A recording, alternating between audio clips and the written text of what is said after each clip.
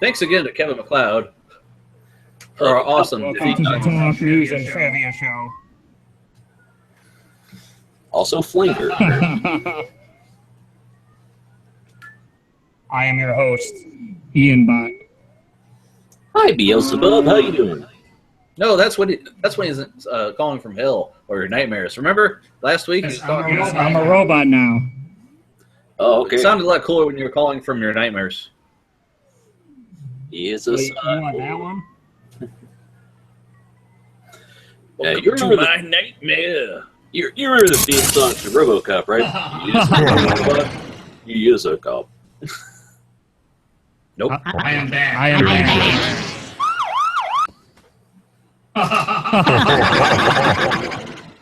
Oh boy. Anyway, hi guys. Hey! Hey. Is this thing on? Yeah. And my mic wasn't working. That's why I lost. My mic wasn't working.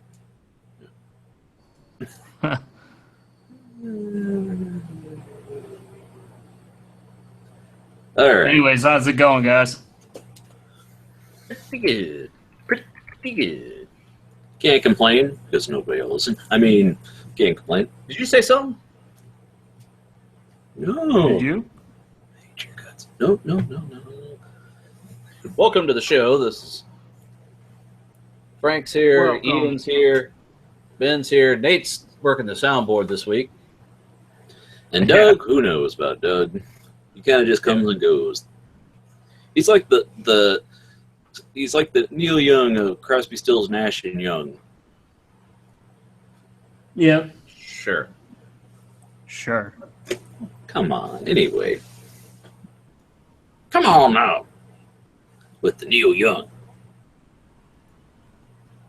Rocking in the free world. Anyway. Oh, no. Thanks for stopping yourself. So, what have you been up to, Ian? Been a while since we last saw you. Are we starting with me now? Yes. The man on camera, the guy who started this show. Actually, how about we start with our guest first, Nate? How's it going, Nate? Pretty good. What you been up to? I haven't seen you for like a couple weeks or something, you know? Yeah. Expand upon that, sir. Sure. I'm a figment of your combined imagination, and I can only materialize once every couple of weeks.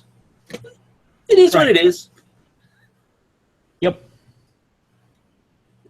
I don't know you guys. Who are you? Man, my name's not Steve. What? What? What? What? It's a stand-up comedy bit for a guy. He's like, whenever the cop's about ready to pull you over, that's when all the truth comes out. But man, we can't get pulled over. I got 10 pounds of weed in this car. What's going on, Steve? Man, my name's not Steve. I stole this car. What? I remember that one now. It was on Shorties Watching Shorties. I vaguely recall that. Uh-huh. I'm trying to use I'm trying to send an email, and oh, there it is. I couldn't find the new compose button. I'm like, do I have so much in my inbox that it's not letting me compose anything? Yes, Frank. Well, I've got over 9,000 in my inbox. It's over 9,000. That's why I said it like that. Yeah. Because your inbox totally relates to outgoing mail. Well, you're only allowed so much of anything before it says "fuck you." Yeah. So Nate, you haven't been up to a damn thing then, huh? Just check. Not a whole lot. Gotcha. Now that we're up to speed on that. Well, you did say that you were 3D printing out some stuff that you were saying it didn't. You said you finally got some calipers or whatever, digital calipers, because I told you should Battery get powered those doors. to measure things so that you can 3D print for them. Like he 3D printed a ring that fit on your finger perfectly. You said Mm-hmm. just for a test, you know. Yep. What if you use a 3D printer to print a better 3D printer? Would it They do that. Would So it get much called jealous? upgrades? Would it get jealous? Would it be like that dog that goes, "Oh man, I know it's going to happen. You'll go to the pet store. I know it's going to happen. Come back with the puppy and say it's my friend. Screw you." Laptop gets mad when you're searching for sales on other laptops. Yeah, I've always felt kind of guilty whenever I look for new phones on my old phone. I'm like, do you know what I'm doing? You told me you love me. Please stop. This hurts. Oh well. Anyway. So, well, now how about you, Frank? What have you been up to that you can elaborate for the audience? Well, let's see. Not a whole hell of a lot. Working mostly. I got went out and bought me a. Well, I didn't go out anywhere. I ordered a USB hub. I got 2 in the mail. What's the hub for my- about? Oh, the hub. No, it's Is it powered or? no. I don't know if it could be. There isn't a port to do it. It's only for 4. I ordered them for my. I showed you a couple weeks ago. I made a LED lamp out of a couple of soda bottles, and those are USB powered. And I didn't put into account. I want to be able to turn them off, and I decided to get a USB hub with a switch so I can turn them on and off. So minimize this here. Okay.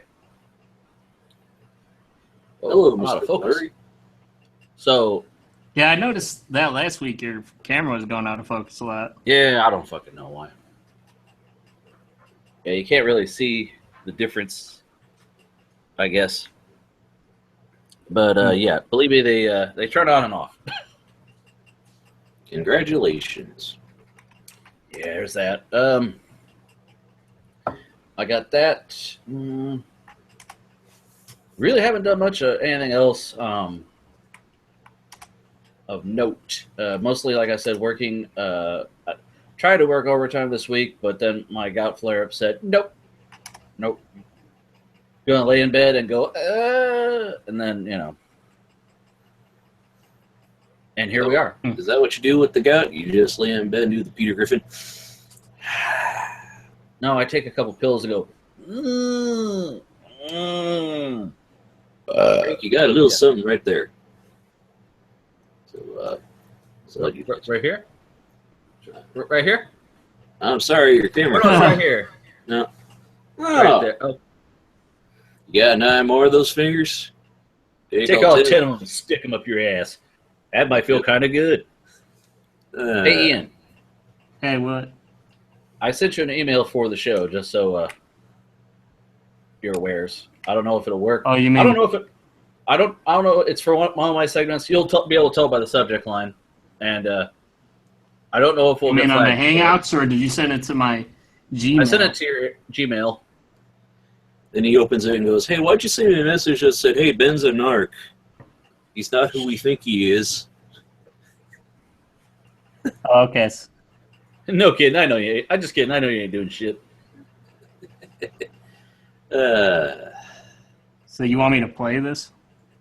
Not now. Well, you see the title. That's what it's for. Okay. Oh yeah, you want me to Use it. this for the Yeah. for the Yeah. Oh, okay. Yeah. Yeah. Oh boy. Surprise! What? Oh. It's better than my news sound that we've been using because I don't really give you news. But anyway, Well, you get. So- What are you talking about? You give us news, man. not for that part though. But anyway, Oh, Back to yeah. what, No. so no, I have not been up to much. I haven't even.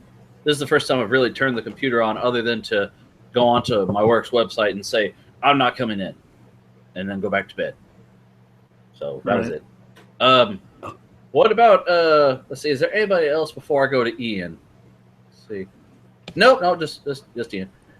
Okay, Ben, how are Okay. you doing? Hi, Frank. What have you been up to? Who, me? Yeah, you. You really serious. want to know? Do you Nah. really want to hurt me? I know this play, Lucy. You're gonna hold that football. I'm gonna run towards it. I'm gonna kick, and then you're gonna yank it away. And I'm gonna fall on my back and kill myself. Arrgh! That's where you're supposed to go. No, Charlie Brown, I wouldn't do that. Only a No, bitch I would can't do even fucking that. lie. We totally wouldn't lay Okay. your dead ass out. You caught me. So, Benjamin, what have you been up to? Is I just Benjamin feel all raking- the eyes turning to me. Is he gonna do it? He's gonna do it. Did I do that? No. What's my catchphrase? I don't know. Well, I don't. Just get to the fucking thing.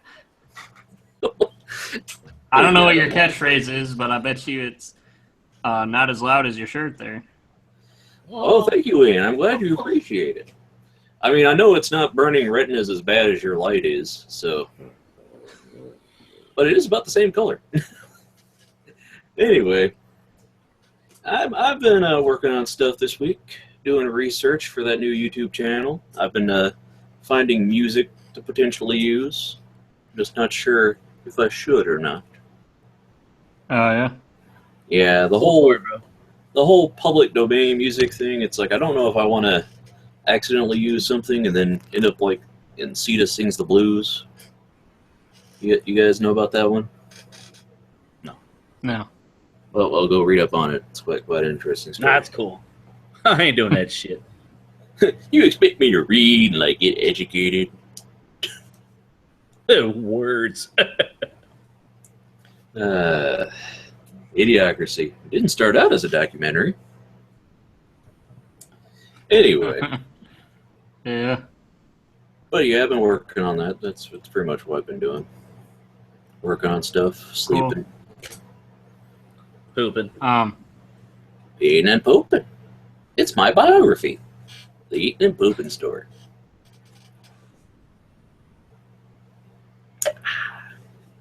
And now back to Riveting. Ian. Okay, so what have I been up to? Well, that's about it for this week. We don't have time. I'm sorry. Hey, I don't do that shit, man. I That's didn't do it this great, week either. What is this unbridled sense of hostility from Benjamin? We might not have him back on.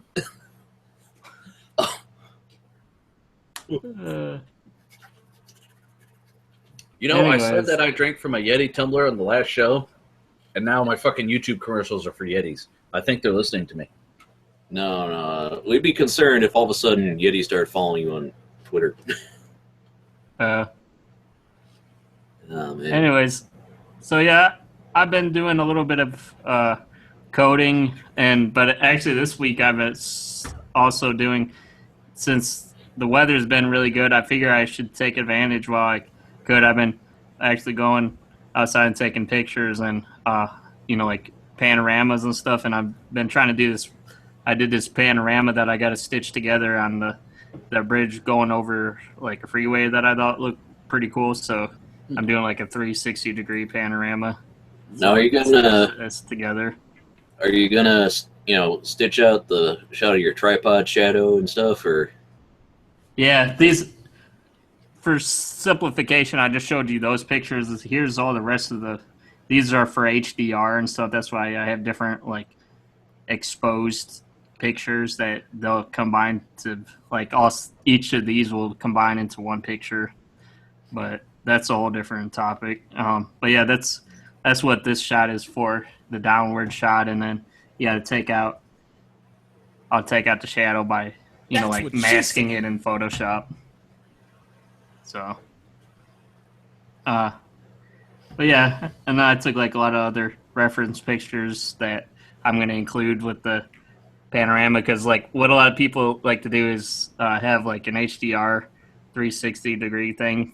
Like you could use it for reflections or lighting in your 3D scene, and then you could compose like your 3D model over these what you call backplates. You know, it's like if you wanted to have a CG like Terminator or something running down this, like the aisleway of this bridge here, but you also wanting him to reflect what's around the bridge, you would have to get like a 360-degree picture and have that be for the reflections of the 3D model. And here we just thought you were trying to recreate the opening of Taxi. And I took a couple other, I did another panorama on this road here. So a lot of people like to, I see panoramas of like roads and stuff are popular for doing reflections and HDRIs for like cars and stuff driving down a road. If you do a 3D model of a car, you want it to be in the, like on a road or like a racetrack or something, So Cool. But yeah, and also me and Nate were just catching up before the show a little bit. I was telling him about the free stuff that I got. It was funny. I told him on the show, I was like, hey, yeah, I got some Dead Guys free stuff from a dead guy. And they were like, what? Wait a minute. I had to elaborate on that, didn't I? Yeah, you got to expand upon that. Yeah. You can't just lead with that and just act like, yeah, so I got the stuff from this dead guy. What? Well, I just killed him to watch him die, and then I thought, hey, I might as well take this stuff. I mean, he's not going to use it. I figured he's not going to use it. Fucking dead pussy. Oh, boy. Fucking dead guy. Dead guys, yeah. am I right? Next thing I know, he's fucking dead, eh? Yeah. But I've been trying to stay busy, I mean, fuck it. I didn't do anything last weekend, and I really kind of am mad at myself for not doing it, because all week I was like, I should have partied, I should have had fun instead of going to bed reasonably. Partied. How do you party, Frank? I am here to party. Okay, animal. No, Andrew. WK, Frank, I know. See, I always get that confused because there's a guy on Record Scene called A3K. Yeah, well, see, I just don't know who any of them are, so it's a lot easier that way. Well, if you watch 1,000 of them like I do, you know. No. Anyway. Yeah, I understand how you're so busy. Like, I won't go into it too much, but we sort of had a blowout after the show last week, and we finally talked it over the other day. Which I wanted to thank you, Frank, for calling and having a discussion with me while you're at work. Which I meant to ask you, how is it that you were able to talk for a while? That was just during your lunch break. Lunch. Yeah. So I thank you for taking a good part of your lunch to chat it out with me. I came back. It was literally 10 minutes. I'm like, fuck. Because the cafeteria is way over on the other side of the building. I had to run like a son of a bitch. I burned my mouth on my soup. And I came back to it. That sucks. I'm sorry, man. It's okay. It is what we needed to do. But, like, I really didn't realize, like, it's, now that I think about it, it's, like, real crazy how your work schedule is. Like I said, you have to go to bed super early so you could get up real early, and then you're not getting back until, like, 8 o'clock at night. I mean, yeah. How are you not, like, rich? That's my question. They don't pay you. That, no, like, well, I mean, it must be pretty good of a job if you're commuting out there an hour or whatever, Yeah, I'm not for the kids.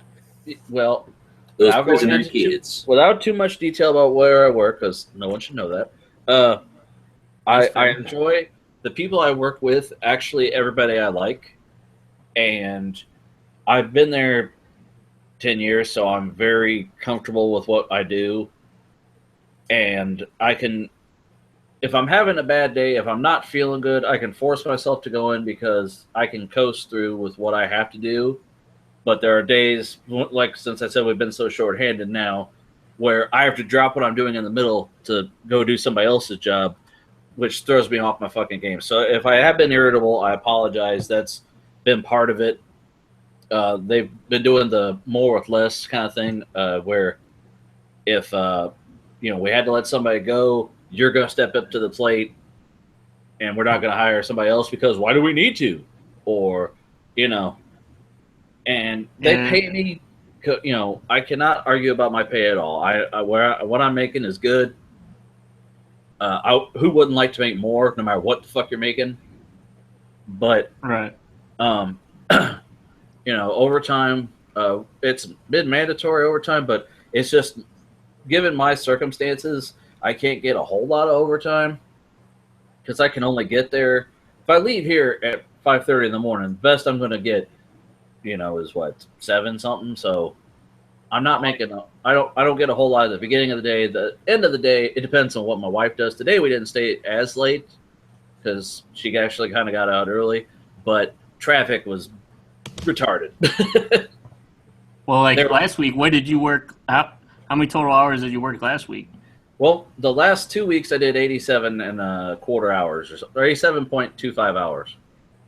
That's for both weeks or just 1 week? 2 weeks, but that was just the pay period before that. I don't know exactly what I did because there was a holiday in there, and the way they do it is a holiday. They take it out of given PO time or PTO time, but it still counts out of your PTO hours. So I wouldn't have had enough time for my vacation, but the boss said that I had worked so much overtime that the day that was a holiday, I only used 1 hour of PTO time, and the rest was, counted. So it would have been a wash, basically.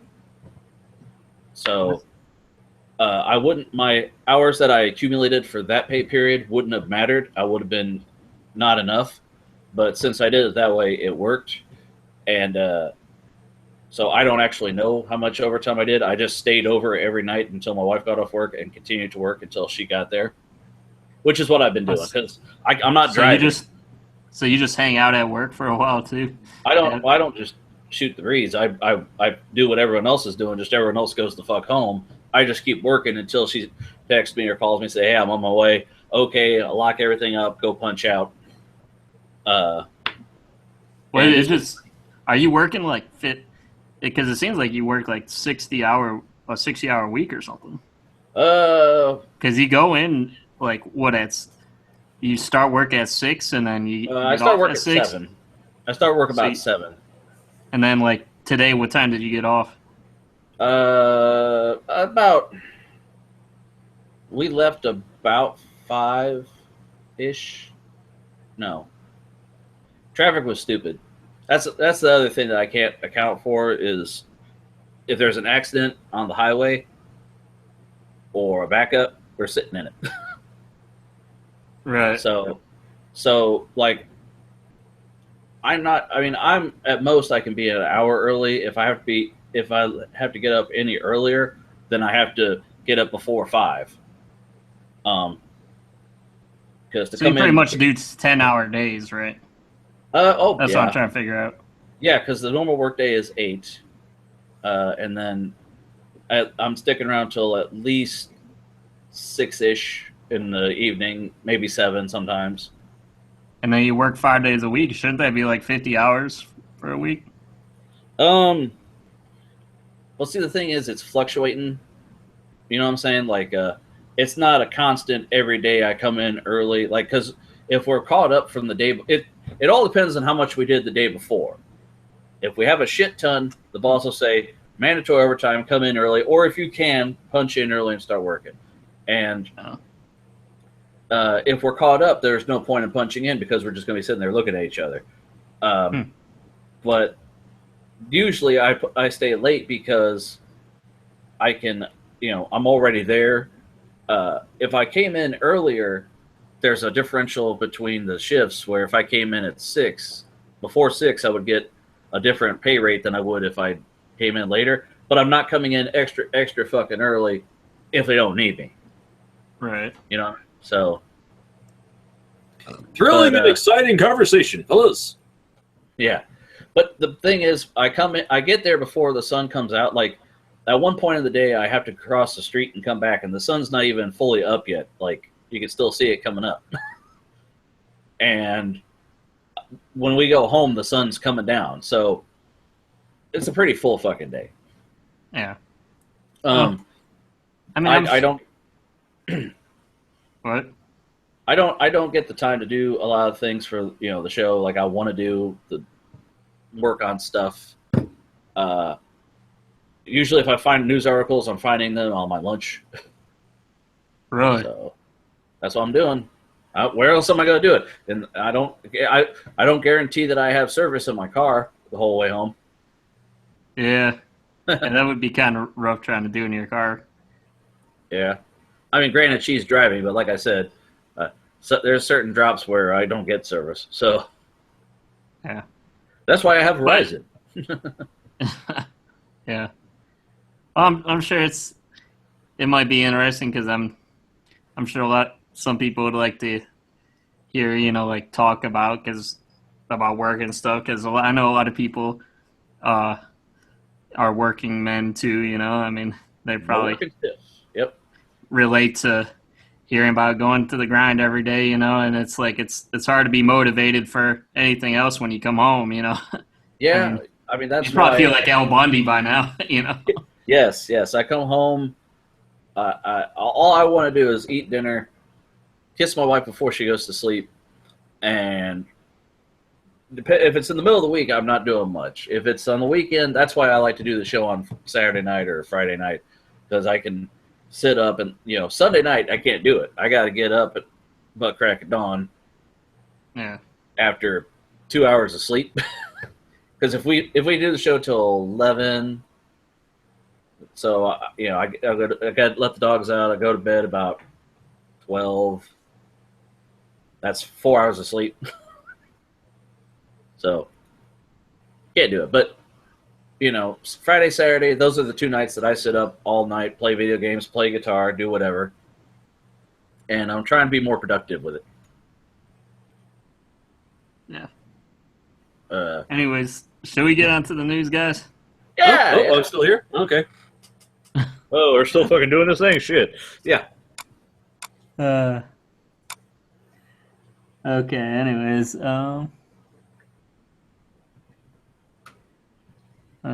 Okay, should we start with your update first? No, that's my news story, so no. Okay, so we'll just start with the regular. Plus, let's bury this in case they do.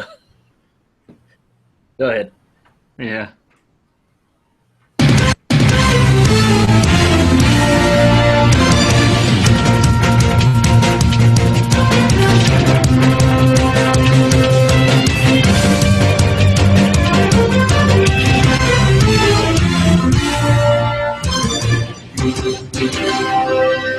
The news with Ian. And the rest. Here on Gilligan's Isle. Yeah, there we go. Oh yeah. By the way, Frank, could you do me a favor? Could you on the Hangouts? Could you just post your links to just in not the Hangouts, but the like when you chat me or whatever about sound cards and shit. You want me to throw them in? You want me to throw them in the Hangout message thing? Yeah, the messenger. Right now? Because I figured, yeah, you might as well. I mean, I figured it would be.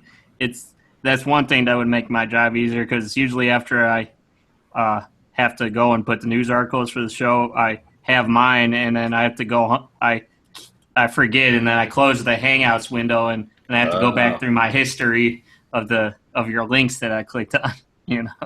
Gotcha. Okay. Thanks. So. All right then. Yeah. Anyways, about half of these news articles they're interesting. Yeah, They're still like- lame. Why bother? They're like updates on what we've done previously. So Oh, I okay. figured I would do them. This first one is about Bethesda announces PS4 mod support for Fallout 4 and Skyrim Enhanced Edition plus native 4K and PS4 Pro. So basically, You're still my beating heart. they said before that they were. Are you doing these in separate texts, Frank? I don't want you to think that they're all one big ass link, Ian. Oh, I guess that's fine too. Okay then. Anyways, so before we said that they weren't gonna do the mods, but then They said it was brought Sony's them fault. back. Yeah. So that they are gonna be bringing them, but there's kind of a hitch. There's Uh-oh. you're not gonna be able. You could do mods, but you can't do any. You can't put any resources that are. You can't use any resources that aren't already in the game. What? Yes, so you can't use any third-party models or textures. It's just you can only use mods what's in the I game. want to have Wolverine in the middle of my fucking game. I don't.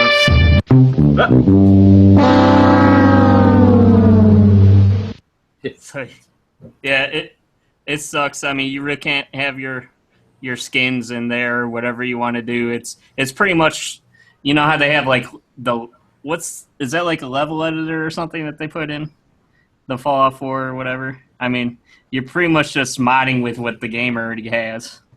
I mean, at that point, yes, you're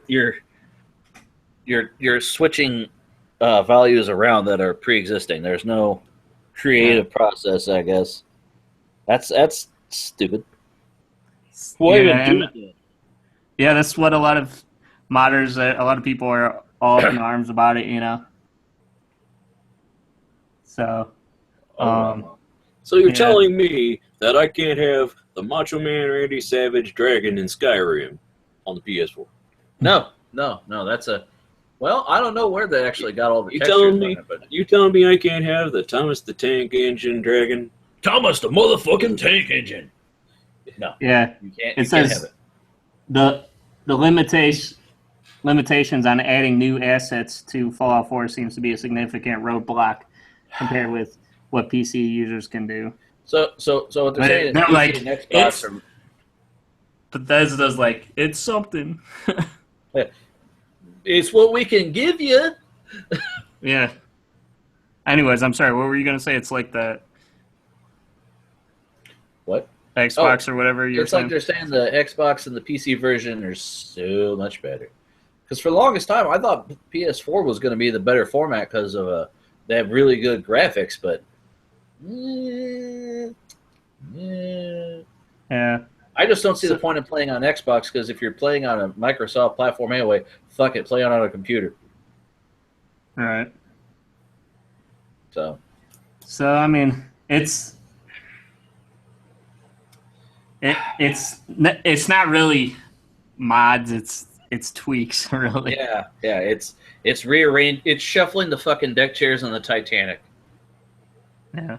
And I mean, couldn't you kind of do that anyways, where you're like placing the certain parts of the No, map where you could make no. you put like walls or something? What was that editor or whatever on Fallout? Well, there's the Wasteland Workshop, but that's just to build your settlements. You can't just do it just anywhere. Like there's a set number of places that Bethesda that they let you make a settlement. You can't just go into any place and make it a settlement and have crops and settlers and shit. But ones that they allow, you can. I mean, it's not that there's only 2 or 3. But there's a shit ton of them. But you can only do it in the ones that they choose. Right. But it's, you know how Grand Theft Auto has that map editor or whatever, where you can make the crazy tracks, the race tracks and stuff like that. no, I've never actually played the full newer Grand Theft Auto. I played the older versions on like PS2. Yeah, it's like where you can choose from. Oh yeah, barrel 01 and then a road 05 or something. Yeah. You know. Yeah, you can modify a lot of stuff. I mean, the DLC for Fallout is pretty advanced, so you'll get your enjoyment out of playing. If you play it through vanilla and then you play the DLC, it'll keep you entertained. But if you're one of those guys who says "fuck it, I want to do mods," you're gonna be mad. Yeah. But if your goal is to play mods, what the fuck are you doing on PS4 anyway? So. I mean, I guess so. It's just what people were asking for. They really shouldn't call it mod support then, because it's like that's not what people asked for. Bethesda did, but are they still saying that Sony's fault in this issue, or are they? Because before it was a storage issue. I mean, I can understand it's not going to cause any extra storage if you're using existing textures. You're just shuffling shit around. You're not adding anything to it. Yeah. Because with the Steam mods for I know they did Skyrim, but I had like Left 4 Dead 2. You actually had to physically download every texture that you added to it because everybody put different characters into it and shit to make it different. So right. I'm not sure. I'm trying to look at. I'll bet they say it's Sony's fault because it was limitation of only could have 2 gigabytes of storage space for your mods. Right. I think it's probably just they probably just gave up and they just did what they try to come with some kind of agreement, you know. Ben, what's your thoughts on this? Nate, what's your thoughts on this being the other guy that's played Fallout in this team? It's just kind of sad that they Yeah, well, I mean, there was such great potential, and then it kind of petered out at the end because everywhere else you can do mods now. You can do them on PlayStation, or you can do them on Xbox. You can do them on PC. PlayStation's the only format, really. Yeah. Well, the only reason I know, a lot of companies steer away from the modding and stuff on the consoles is just because it's a whole CF of licensing problems, you know? Yeah, like Ben said, you got the Thomas the Tank Engine and the Macho Man Randy Savage. I mean, the thing is, people are going to do it, especially if they're a big fan of the game. People are still modding Fallout 3 and New Vegas at this point. And that's ridiculous. People are still modding Duke Nukem 3D, Frank. Yeah. People are still modding Doom. Yeah. It's a community, and I understand they don't want to get caught up in paying for the licensing, but you can turn a blind eye to it without financially supporting it. You know what I mean? Yeah. That's the way I look at it, because I mean, they're not doing any harm. The Bethesda kind of went around it. They're like, no, Steam's not going to do it. We're going to do all of it. All the mods are going to be through us. And this really did a good job of pinpointing and saying, well, we did what we could do. We wanted to let you guys have your fucking mods because they know. They said it's the most popular game to date. It's the most popular. So it's making them the most money. So they want to make these people happy. So they'll keep buying shit. Yeah. I mean, I went out and bought $60 worth of fucking bobbleheads. I mean, I totally get it. Yeah. What it does say here, it's not clear how the two companies came to agree on extending modding support for Sony's new system, but Skyrim Special Edition will arrive with modding options on Sony's console when it ships on October 28th. I mean, I don't know, the whole thing with consoles is it's sort of like they want to treat everybody like they're a kid, so they don't want you to break shit. I think that's a lot of the reasoning too, you know. The general thing is, if you are on a console, it's because you don't know what the fuck you're doing, and that could be your own doing. You can say, "I just want to sit back and play the fucking game," which is understandable, but you got to be a fucking grown-up at some point, folks. Don't bitch that you don't have mods. And that was the thing a lot of people actually complained about when they decided that they were going to have mods. the PS4 and Xbox people were bitching. Don't allow the PC people to have mods because they're fucking thieves. Because pirates. But what we can have mods just the same as you should be able to.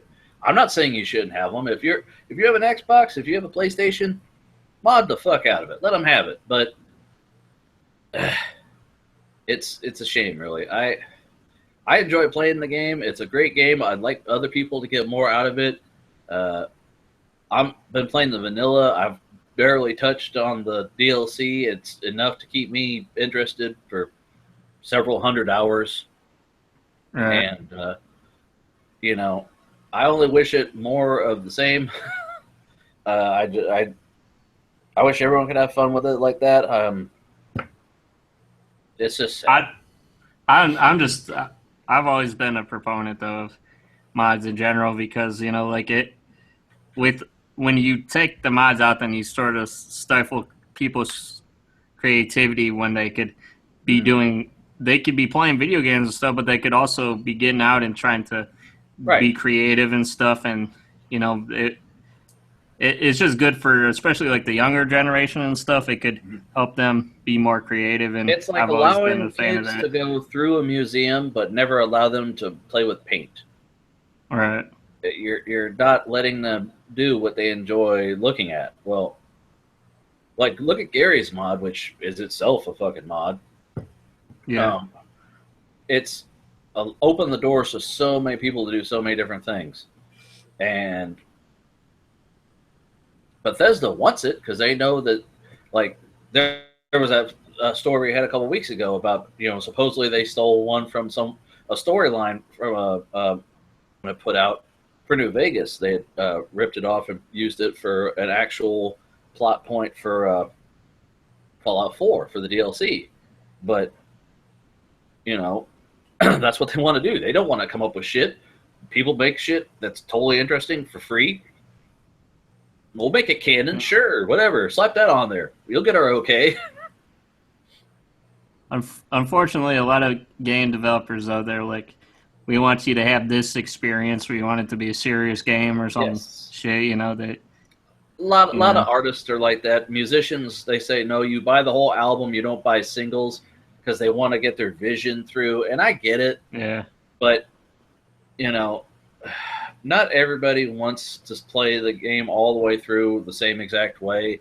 Not this game in particular, but some stuff I wouldn't play Left 4 Dead 2 all the way through if it weren't for the fucking mods. Because you zombies are shooting around. I might play it for 5 minutes and then shut it the fuck off. But I've got a couple hours in it now because I was able to play as a fucking anime girl shooting at Pokemon. Yeah. I mean, just cause. Yeah. So. And anyways, do you have any other closing thoughts about that, Nate? No. I mean, I figured this is a video game Nate, topic. you talk too damn much. I figured you'd have some thoughts on this or something. Yeah, I guess. Like, it's said that they shut it down just because they didn't want to, I mean, tangle up. Yeah. But do you agree, though, mods as a good way of being creative and stuff? Oh, yeah, for sure. Okay. Like, honestly, it keeps everything new and interesting, and, it allows people to play the old games that they play, and, maybe get reinterested in it, and, it would definitely promote the DLC packs. Oh, yeah. Yeah. What about you, Ben? It wasn't me. What? What were we talking about? Yeah. Mods are good. Too bad for PS4.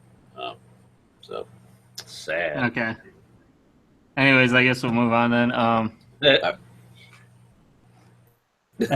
You touched on a topic dear to my heart, Ian. Well, here's another one that might be dear to your heart. No. This is another update. This is a little bit late, but Valve threatened by Washington State Gambling Commission. Oh, Jesus. Yeah, so this is about the CS:GO skins controversy. And it says, despite the fact that Valve has already came out against gambling on Steam and issued cease and desist notices to numerous third-party gambling sites, the Steam operator has found itself in hot water with the Washington State Gambling Commission, which regulates gambling activities in Valve's home state. The commission has said that Valve is responsible for the unregulated Counter-Strike global offensive gambling that's going on through Steam, and has ordered Valve to take immediate action. It says they had a press release today that it actually notified Valve back in February of this year, and that illegal skins have continued to be used for illegal gambling. All third-party gambling sites have Steam accounts and use the Steam platform to conduct their gambling transactions. And then these transactions are automated and performed by a software program or bot. Yeah. So yeah, like it's kind of a thing where they're kind of like Steam has already been doing that the best they could, and it's like kind of late on this, guys. Yeah, it's. I mean, I understand they're saying that they notified them in February and shit was still going on, but they were late coming to it. But they still said, "Whoa, Chief." I mean, unless you audit them and pull their books and see how far back they were supporting the shit, not a whole lot you can do, really. I mean, they kind of did what you want them to, late, but better than never. Yeah. Oh boy. You got. I mean, I know what you were saying before, Nate, about it's hard to regulate this thing. It's pretty much impossible. Yeah. Yeah. One site goes down, another one comes up, is what I believe, right? Right. If people want to trade the fucking skins, they're going to do it. I mean, yeah. Man. Yep. Thoughts? Yeah, I have those sometimes. Do you have any on this issue? No, it's just a continuing story that, it's a bad thing. Black market money is kind of a bad thing. Yeah. Black market money is bad, okay? Okay. Don't go Why is it trading bad? skins, okay? Because then it can fund Al Qaeda or the ISIS. And you don't want to be doing that with your CS:GO skins, okay? Okay.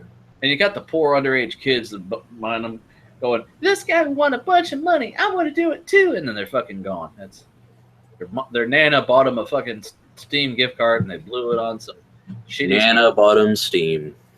That's the problem.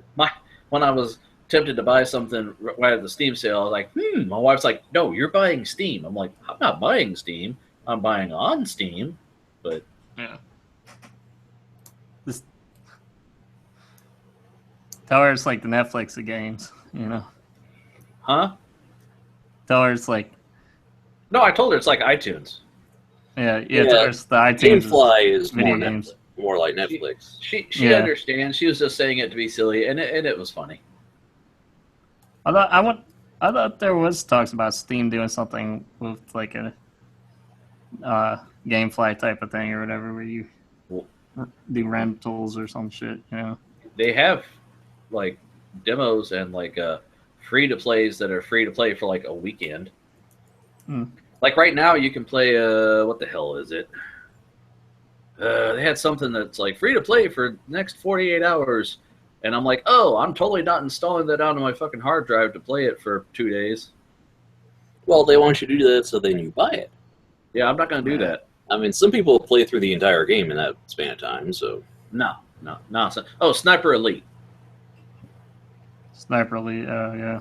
It's on sale now for $10 instead of 20, and Sniper Elite 3. But you can play it play free. Ends in 1 day and 17 hours. Yeah. But yeah, I'm not doing that. I'm a cheap son of a bitch. I'll wait until it's really, really cheap and buy it. All right. Sorry. As a lot of us are. This is another update article. Where'd my slipper went away? Where the hell did my slipper go? There it is. Frank can't find his slipper. Yeah, I found it. Oh, whoa, Breaking, what? Nate. What? Frank found it. No. Oh wait, dead to Steam. Okay. Yep. Well, no. This is an update story about Digital Homicide is dead. The lawsuit Happy Games publisher has closed its doors, and Whoa. they've pretty much filed bankruptcy. Huh? Yeah. Oh, okay. Do you know a lot about this story, Ian? Because me and Nate probably know a whole lot. I didn't know what your connection was, other than if you just saw the story and thought it'd be interesting. Do you have vested interest in this? But as far as I knew that they filed for bankruptcy because they couldn't afford like the lawsuits and stuff and Yeah. shit, Okay. So I mean, but what are your detailed thoughts on this then, Frank? Well, just from my own personal experience, I know Nate and I both like I frequent like the subreddits for free games. I know Nate does it mainly to get trading cards, right? Yep. And I do it mostly for the love of having a cool new game to play that's free. Maybe something that has cards, that'd be cool. But Yeah. But Digital Homicide was one of the ones that you'd almost always see a new title from these fucking guys, and all the comments would be like, "Oh God, how'd they make this? It's unplayable. It's broken." And they would push this shit out like, oh my God, I don't even know how many. I've got a bunch of their games in my library because they just every day they would come out with one, and if you're just wanting free games, that's to have the cards, that's probably what it is. But if you're actually playing them, I watched a bunch of Let's Plays and they were bad. And then I can't remember what if it was Digital Homicide. One of these free things where they were giving away keys to games. Basically, the developer had given away a bunch of keys to a person that does giveaways, and the keys weren't paid for somehow, so they were retracted after people had already got them in the giveaway. So a lot of people went to launch their game and it says, "Sorry, this key is invalid. It's been deleted from your library." I don't remember if it was Digital Homicide or some other game studio that did that recently, but yeah, let's see if I can do a search and just tell you how many I have that are all just Digital Homicide, because they're horrible games. One that comes to mind is Gnarletooth's Revenge. They got banned from a couple of the subreddits for a while because their games were so bad and people were complaining that they were taking their money. I don't know if they were handling it improperly or if people just wanted refunds, because they were like 99-cent games and people were like, "No, it's not even worth that." Oh. Well, do you have any thoughts on this, Nate? Oh, they're probably filing bankruptcy, liquidating all their stuff, and then selling to like another company, and then starting a new company, maybe under a different CEO with like their name, and then they'll just relaunch. That's what I'd probably do. Well, Yeah. Did we talk about this article when you were here? Yeah, I thought that we did. It's just crazy that they're, and I'm sure it's been like this for like companies in general too. This probably happened a lot, but it's crazy that they go out. You hear all about them raising the pitchforks after trying to be the heroes and going after these users and Steam and stuff, and they're trying to make themselves out to look like the victim and stuff. And They kind of were. Then they just go bankrupt. Well, yeah, because they have a bunch of corporate lawyers, going after them. Yeah, I don't know how they could afford to make as many games as they did that were all just utter shit. Well, Frank, they're a publisher. They don't have to be the studio that develops them. Well, they can buy it really cheap from like a developer. They're probably buying it from somebody else, and then they probably own a business, and then they're writing off the thing where they publish it on Steam for $500 or so, and then selling the keys for like free giveaways, and then getting those on tax write-offs. I mean, other stuff. it's ridiculous. They I don't think I've ever. read a good review of a game they've made, basically. Oh yeah, but like the free trading cards were nice. Everybody benefited. So like That's why everyone's like, how does this exist? They're like, the trading cards, bro. I'm like, who cares? Like everybody gets what they needed. Well, You can't always get what you want. you can't always get what you want. And now we've been... Oh, your camera's been claimed by copyright, Frank. You've been blurred out. Well, how? I mean, I'm sure it was a gray area. Like they weren't right on everything. It did sound like some of the things it sounded like they were just bitching and shit, you know. Kinda, yeah. But some of the things like the death threats and you know like being sent like shit and stuff in the mail or something. Like you know? that's illegal. Yeah. There. Yeah. And I was sort of complicated some of the things that they had, you know, like with the lawsuits against Steam themselves, but I'm not too sure like how good they would stand it in court, you know, against somebody like Steam. Yeah, Steam's got some money. Yeah. Oh, that's CSGO skins. What do you think about this, Ben? You've been tight-lipped too. Well, publisher with a troubled history files bankruptcy. That's not surprising. Well, it's not that they were troubled like they couldn't sell shit. They were making these stupid things and turning them out hand over fist. I mean, Well, no, but they've got trouble for starting lawsuits and getting all kinds of drama. I mean, it's not surprising that they would file bankruptcy and do all this stuff and then come back out when, you know. yeah. It's not... Okay. Okay, anyways, let's Cool move story, on bro. then. Cool story, bro. Okay, so this was sort of a complicated one, but this one is, here's why software patents are in peril after the intellectual ventures ruling. Patents are bullshit. Or is it They copyright? kind of are. What was it that dude said in my story last time? Was it copyrights are bullshit or patents? I'm not I forget. But you remember the story, right? No. It was the guy from Newegg. It was like You're a lawyer. yeah. Newegg.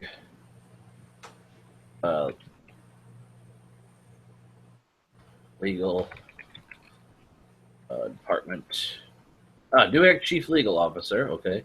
This looks promising. Yes, patents are bullshit. Yes. They are. No. Frank, That's what he says. Gee, Frank, I think somebody should do a whole podcast about that. Well, why don't you go check it out and get back to us? I think you should kiss my ass. But yeah, Nate, there's the story from last week since you weren't here.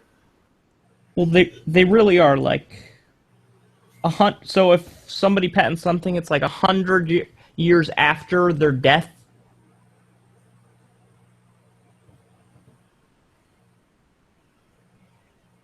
And like you can patent like things that aren't really actual valid patents, and then you can like go sue people over them. It's ridiculous. Well, okay. Sorry, Ian. I didn't mean Here's- to trample over your story here. It's okay. So pretty much this intellectual ventures company was pretty much a patent trolling company. And so that they've been totally overturning stuff with one of their, I don't know if you heard they had like a court case with like Symantec and a couple other companies or something. But it says the end might be in sight for software patents, which have long been highly controversial in the tech industry in the wake of a remarkable appeals court ruling that described such patents as dead weight loss on the nation's economy and a threat to the First Amendment free speech protections. Ruling issued on Friday by the U.S. Court of Appeals for the Federal Circuit found that 3 patents asserted against antivirus companies Symantec and Trend Micro were invalid because they did not describe a patentable invention. Patents were owned by Intellectual Ventures, which has a notorious reputation in the tech world as a so-called patent troll, a phrase that describes, firms that buy up old patents and wage lawsuits in order to demand payments from productive companies. Right. The most important part of the decision was, which has created a stir among the patent bar, is concurrence by Circuit Judge Haldane Mayer in striking down a key claim from the U.S. patent 5987610, which claims a monopoly on using antivirus tools within a phone network. Mayer says it is time to acknowledge that famous Supreme Court 2014 decision known as Alice basically ended software patents altogether. The Alice case involved a company that claimed a monopoly on the age-old idea of escrow because it had recreated the process on the internet. The Supreme Court, however, said such claims were merely abstract ideas that are ineligible for protection, and that the only way to get a patent is if there is some sort of technological improvement for the computer itself. That is absolutely correct. It's like some guy tried to patent. He sued like someone because he patented putting like wires through clothing, and he got like 4 lawsuit settlements because it didn't show up. Right. In his ruling, Judge Mayer said that Alice's decision should be taken to mean that software itself is not patentable. Software lies in the antechamber of patentable invention because generically implemented software is an idea, quote unquote, and sufficiently linked to, say, defining physical structure other than a standard computer. It is a precursor to technology rather than technology itself, he writes. Right. Maybe. You're patenting the idea versus the actual the process by itself. Just like if you, when they say that one company owns the rights to an idea, then anybody else who's going to try to do it is going to be threatened with lawsuits. So the idea is shot down before it can even be attempted again. Right.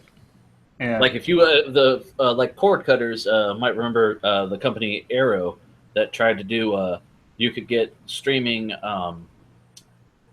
over the air broadcast if you didn't have an antenna, or if you didn't want to do an antenna and then digitally manipulate it to be able to play it through your computer, then through your TV. If you just wanted to run an app on your Roku that would have these over the air channels, then it was so many bucks a month. Well, they eventually got around. It wasn't patent, but it was something about the Supreme Court. They ruled that no, you couldn't do it because you have to have an antenna. That's how, like, you're legally allowed to have an antenna and get those channels in. They had a big ass bank where they had like a shit ton of antennas and then just piped it into these people's homes because you get each channel live. But Right. It was only in beta. It was slowly rolling out from city to city, and it was on the list. It was going to come to Ohio, and then they shut it the fuck down. And now, instead of picking up where they left off and someone else trying to take the technology and run with it, everyone's afraid, well, they already made it fucking illegal, man. It's it's like hemp. You can't buy it or sell it. It's there, but you won't touch it. Well, does this incite any more deeper thoughts for you, Ben? Well, I mean, the whole thing about patents is it's not supposed to inhibit the idea; it's supposed to inhibit the execution of it. So, I mean, just how you can't copy someone's book and claim it as your own. You can't copy someone's code, but there are many ways to do something similar enough. But there's the argument, right? You have a genre of a book versus that exact book duplicated. Right? And it's just sure, Frank. so the whole point is, it's like you can't just go in and say I've got copyright to uploading files to a server. It's like, well, that you can't patent that. That's just silly. I want to copyright this sick beat and 1980 whatever the fuck her stupid album was, Taylor Swift. All right then. No, she did that. She tried to copyright This Sick Beat because she says it in one of her stupid songs. And the name of the album was like 1985 or whatever the hell year she was born. I don't fucking remember. And she tried to copyright that. I'm like, that's a year, bitch. You can't copyright 1985. Well, maybe, No one's going to give you some. Maybe she needs some better lawyers like Lindsay Lohan or something. Whoa. She can trademark it in a certain font and then have it like a C thing, but like that's it. No, she wanted to, whenever someone used the term 1985, she wanted to fucking get money for it. And that's stupid. Oh, yeah. That is stupid. That's like the Fine Brothers. Oh, they said React. We have to have $1 billion. No. She's not missing out on any fucking money. She's Taylor goddamn Swift, all right? She's making that Diet Coke money. Fuck her. Well, now that we know Frank's upset with T-Swift. Adolf Slitler, yes. Fuck her. Let's move on. Okay. Stupid bitch. Yeah. Oh, boy. Okay, so Chicken Aksha. Okay, here's one that Nate gave some attention to me this week. This one is about Obama gives away U.S. control of the internet. What? Yeah, you guys didn't hear about that? No.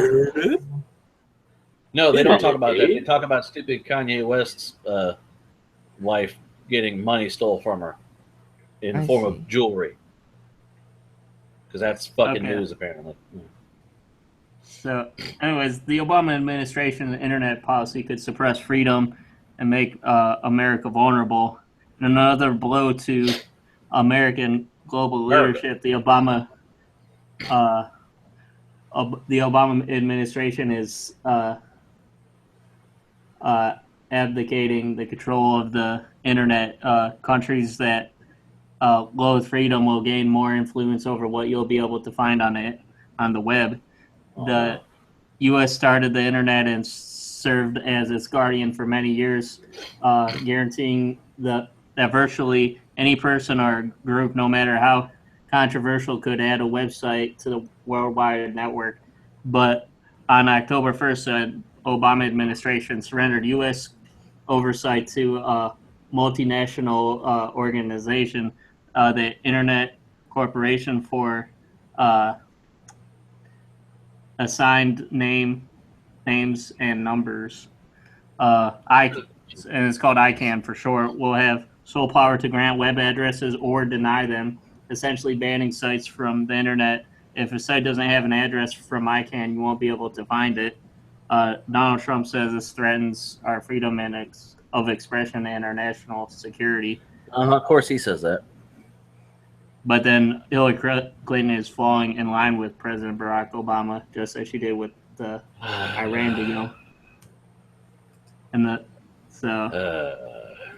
says ICANN answers to a council that includes more than 160 countries. The U.S. no longer the referee has only one vote, just like China, which blocks tens of thousands of websites. Are they thinking it's more fair to just divvy it up between everybody and give everybody the chance to vote on it? Is that what they think? Right. Yeah, but what if like multiple? Well, you guys know how like lobbyists work, right? Yes. Okay. So imagine that with other countries that like dislike us, or dislike, like. Well, I imagine a bunch of stuff like that. They're like, oh yeah, we don't like you, America. We vote against you. So yeah, no YouTube for you guys. Well, the thing is, all the countries that are considered conservative will not want to back Hustler.com. Yeah. I mean, that right there. I mean, like China, like they said, they don't want certain sites. I'm sure there's a bunch of other countries that feel the same way. I mean, it's not all France and the U.S., which are allowing dirty porn sites. I mean, ugh. Yeah, it's crazy. I mean, the internet was always supposed to be something that's free and open, regardless of what's. Yeah, but like they could use this to like control information, like they censor other countries, like. Well, that's just what I'm saying. It's supposed to be free and open, and it's when you have censorship and stuff that would be bad. Then I Right, like if I go to look up a report and then it's like, oh yeah, I can look it up from like this article or this. Oh wait, that article's gone. I think they'll They find can a way literally take to like any information off the internet. You're gonna try to censor the internet. That's always a bad thing. The internet does not like to be censored. I mean, the countries will get to vote for. Think about it, the countries that are putting people in jail for posting, like pro feminist or pro women's rights ideas. They put them in prison just for posting that and for their ideas and stuff. And I'm gonna check with Snopes on this one. Let's see. I would check Snopes. I'd rather find out it's not true. Despite what critics charge, the U.S. isn't giving away the internet, but America is relinquishing control over a critical component of its infrastructure. Contrary to popular belief, America doesn't own the internet, but it does currently oversee the Internet Corporation for assigned names and numbers. Yeah. The nonprofit as far as I know, this is the thing with the domain names, and like otherwise, it's like the .com and the other stuff, right? That's what I don't know how they're going to regulate this. The nonprofit entity that controls the critically important domain naming system, DNS, which is responsible for coordinating the domain name hierarchy and IP addressing for the entire internet. This week, it was announced that by prior arrangement, ICANN will be cut loose on October 1st, 2016 from its sole government steward, the U.S. Commerce Department's National Telecommunications and Information Administration, NTIA, and become answerable to multiple stakeholders worldwide, including countries, businesses, and technical bodies. So the terms of the transition were laid out in 2014 when NTIA announced that it was ready to make good on the U.S. government's longstanding commitment to privatize the domain naming system. So, That still sounds bad to me. Yeah. I mean, from the sounds of it, let's see, from the inception of ICANN, the U.S. government and internet stakeholders envisioned that the U.S. role in the IANA functions would be temporary. The Commerce Department's June 10, 1998 Statement of Policy stated that the U.S. government is committed to a transition that will allow the private sector to take leadership for DNS management. Oh, that's interesting. So they're putting something in the private sector and been planning it since at least 98, but they're going to say it's the Obama administration. Well, that would explain why you get Ted Cruz and Donald Trump talking about it. Well, I mean, pretty much it's been finalized, though, through the Obama administration. I don't care who did it. It's a bad idea. Yeah, I agree on that. I mean, I'm just finding out about this now because, You're going to have bigtittybitches.com open up? Is that the problem there, Nate? Well, think about a lot of things that, you do on a regular, everyday basis, like Netflix, for instance. Yeah, that'll probably be changed a lot, probably. I don't see this.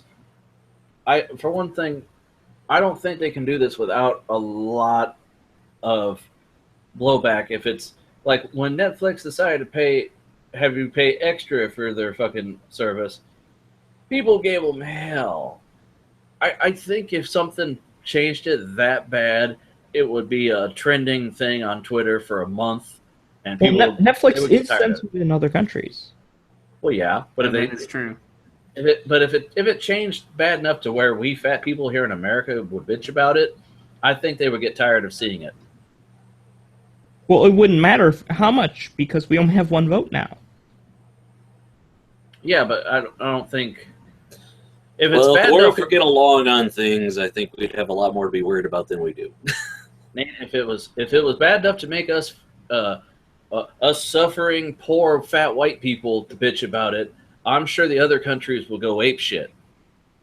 When they censored everything in China, they found VPN workarounds. Granted, VPNs are now illegal in a lot of countries, but they figure out ways to make things work. I mean,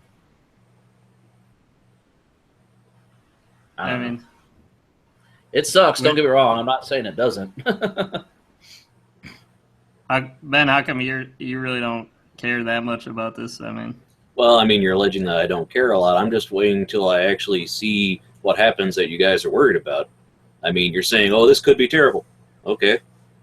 I think it's if it is terrible, I'm sure something will happen and a lawsuit will happen. I'm not I'm not going to be getting my panties in a twist about it till then. Because they don't think that we have the resources to do this as continually as we have, and they want it to go out in a way.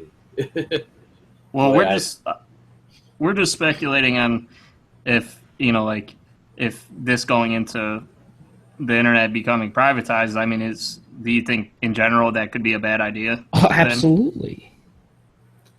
Well, that's not what this is about, though. It's the whole naming convention thing, which is a critical part of it, but I don't know.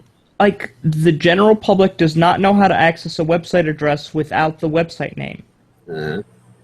Would you say that's true? The general public doesn't know how to do much if they don't go to Google and type it in. Yeah, they would. Exactly. Even if they would go to Google and type in YouTube.com, which is what I've seen an actual technician who installed my internet. He did that to test it. So Right. Yeah. Now, what if you didn't have YouTube.com and you had to type in a number instead? Yeah, learn the number. Nate. Yeah. Okay, Nate. But in the 1950s, but they didn't give you a phone number. You had a phone number, but they thought that the American people were too stupid to handle a phone number. They gave you a code for the first 3 digits, and then you had to remember the last 4 because it was easier to remember 4 than 7 is what they thought. So you would have Charlie 7378, and that's all you would know. Your little district, they gave you a little fucking book with a little code, and you will go to a number. It would be a fucking word for your phone number because they thought you're too stupid to handle it. So yeah, through this chain, I think what's being confused is so what can be indexed by something like Google and stuff will probably change, but is the site still going to be up there? That's the big question. Not everyone, Nate, is going to type in bigtittybitches.com into Google. They're going to type big titty bitches, and Google will say, "Do you mean bigtittybitches.com?" And they'll go, "Yeah." So yeah. I think that's what's going to happen. As it is now, you can get most shit wrong, and Google will say, "Did you mean this?" And you go, "Yeah, man." I do that on a daily basis. Well, do you worry about censorship and stuff, then? I worry about censorship, but I'd like to see actual cases of it happening and where it can be instigated. I mean, right now the argument is, the government had control over this, and now they've handed it over into the private sector. And if we don't, and I kind of remember we were all afraid of the government having too much control over things. So yeah, they wanted the private sector to take over prisons, and everyone thought that was a bad idea. I don't know about this. I reserve the right to waive my judgment until I see if it sucks, and then I'll go, "Well, I was saying that the whole time." Yeah. Well, we'll see how it goes. But I mean, right.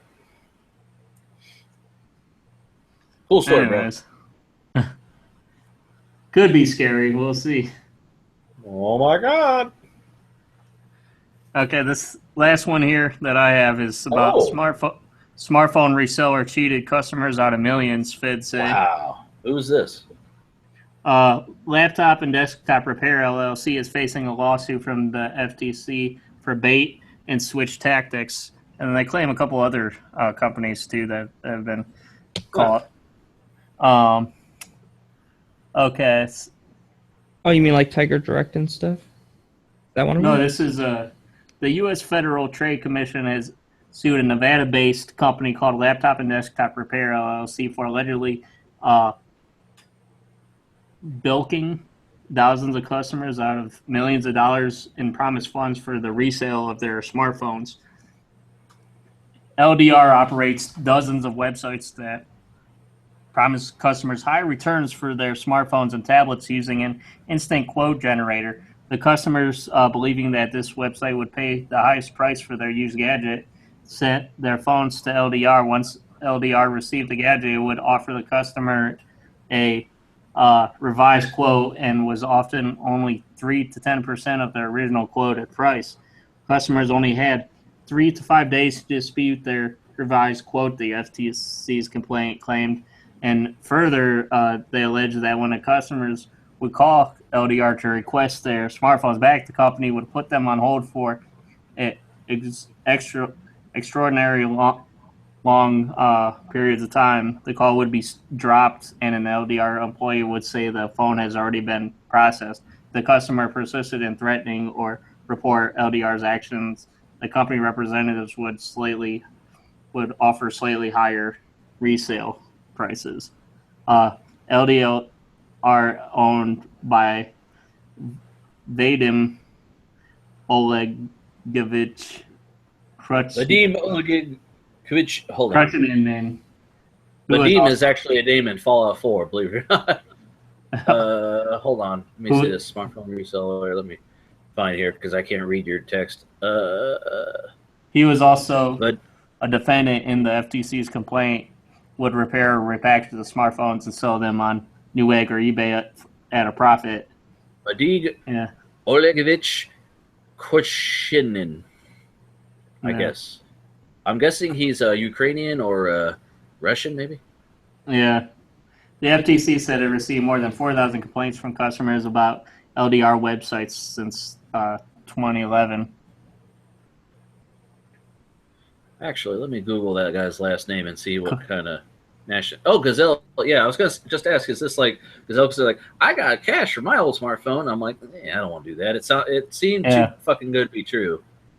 Companies like Gazelle and Ucell typically offer less than what LDR would offer for smartphones, although this offer is experienced that the former actually pony up once the phone has been sent in. In a test, ARS looked up the price quoted for 16 gigabyte versions iPhone 6 with a cracked screen. One of LDR's websites, cashforphones.com offered $264, whereas Gazelle offered $75 and Ucell offered $80.40. So, LDR's many different websites, including blah, blah, blah, blah, blah, blah. Made different guarantees about how customers would receive the quoted price, but several of these sites indicated to customers that the quoted price would actually be paid. The FTC noted promises on LDR's websites, including customers can expect to receive the exact amount we quoted in the shortest time possible and receive the cash promised in your quote. The cash. Yeah, they reap millions of dollars because of this disruptive business practice, I would say.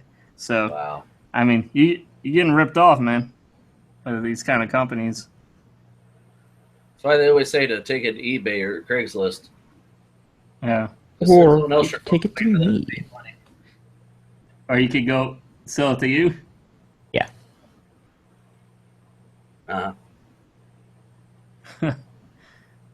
Anyways, what do you think about this, Frank? Crazy, huh? It's always been kind of shady to mail us your phone and then we'll decide what to pay you for it. No, fuck that. No, you send me money, I send you the fucking phone. Well, I always thought that, like, what was that one service? They need an escrow for that, though. Like, it shouldn't be like that because that's what escrows are for. The ad was always, they're like, I sent them my phone, I forgot I even had it. They sent me money for it. Well, yeah, they sent you money. How much is the fucking thing? Yeah. I thought those things that where you, like, drop, like, when you physically get money for it, like, when you drop your thing in, my parents said they did that with their iPhones where you drop it in, like, the kiosk or whatever. Yeah, you notice how that thing has, like, a slam-down thing that's, like, metal because they don't want you to be like, I changed my mind. I think those are still Gazelle.com, I think. What? I think those things are still Gazelle.com or whatever. Oh, really? I think, if I remember correctly. Well, the article is saying that they're not like LDR because LDR will quote you the high-end price thinking that's what you were going to get and then actually give you a different price. Right. So the other sites would at least quote you the real price that you could expect to get. Yeah. Shitty, man. Shitty. Bait and switch, motherfucker. What do you think, Ben? I pretty much said what I said. If somebody quotes you a big expensive price for your older phone, I don't know. I'd kind of be suspicious about a website called Cash for iPhones. Yeah. Man, Well, suspicious. The FTC is going after them, so it's apparently a big deal, I guess. They're shady. it Yeah. sounds like a scam. So Yeah. Well, I mean, do you think in general a lot of these sites, like, they should probably give you a lot more money? Like, even if they do quote you the correct price, like, well, that's how they kinda rip stay in you off, business. man. Ian. That's how they stay in business. Ian. I mean, if you really want to get the most for your phone, you would sell it yourself. Yeah. Yeah. I mean, just like trading your phone back in for the next phone. It's like, well, that's what you get if you don't want to have to go through the hassle of listing it and trying to find a buyer who doesn't skimp out on it and all that stuff. Yeah. Yeah. Yeah, but who's... Ian's thoughts? Oh, Hmm. I don't know. I mean, like, it just sucks because you have companies like this that are shady and stuff. Like, who do you go to for the best price? Like, what can you determine is a good deal for the services that they provide for you, though? Well, that's why you Yeah. look into reviews and people who have experience with the thing. If people liked using Gazelle and reviewed it well, it's better than the guy that You can look at the Better Business Bureau online. It'll tell you if a site has complaints. But you could sell it on eBay and then have like them take like the 20% off the eBay price, which is still more than what they have, and then they sell it for you, and then they just send you the money. Yeah, if you're And then really you get that like concerned $100 about it, cash you'll sell bonus, it so you yourself. actually get more than you would have originally gotten. So then, if let's say your phone would go for like $300, but then they take like an extra 30%, so that'll be what?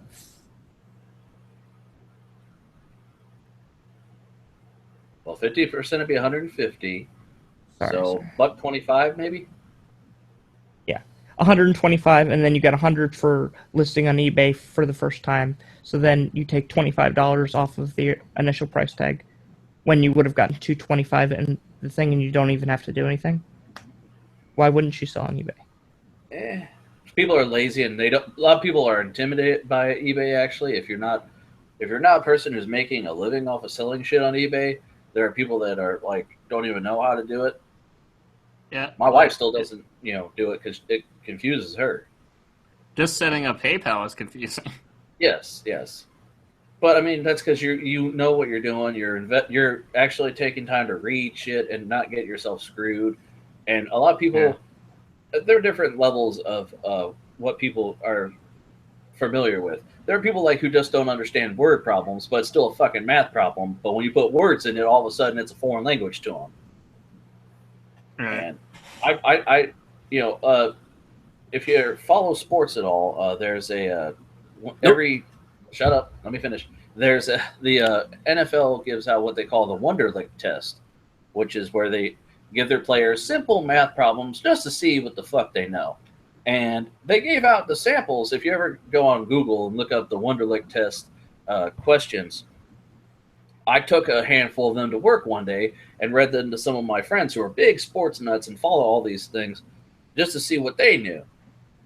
Literally, one of the questions was, a piece of string is 10 cents a foot. You have 60 cents.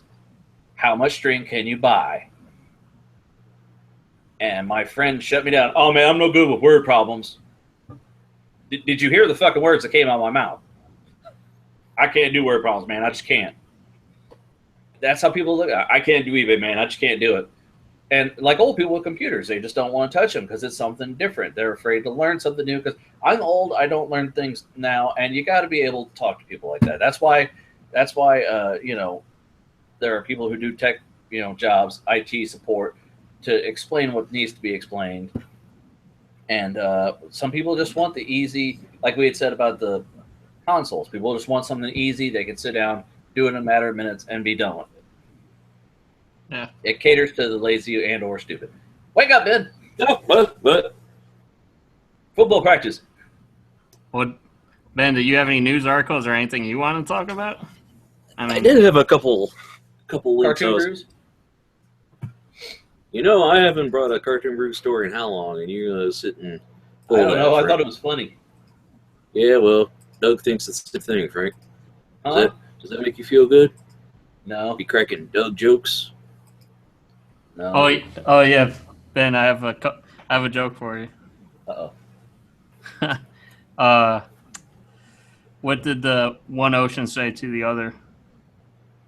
Nothing. They just waved.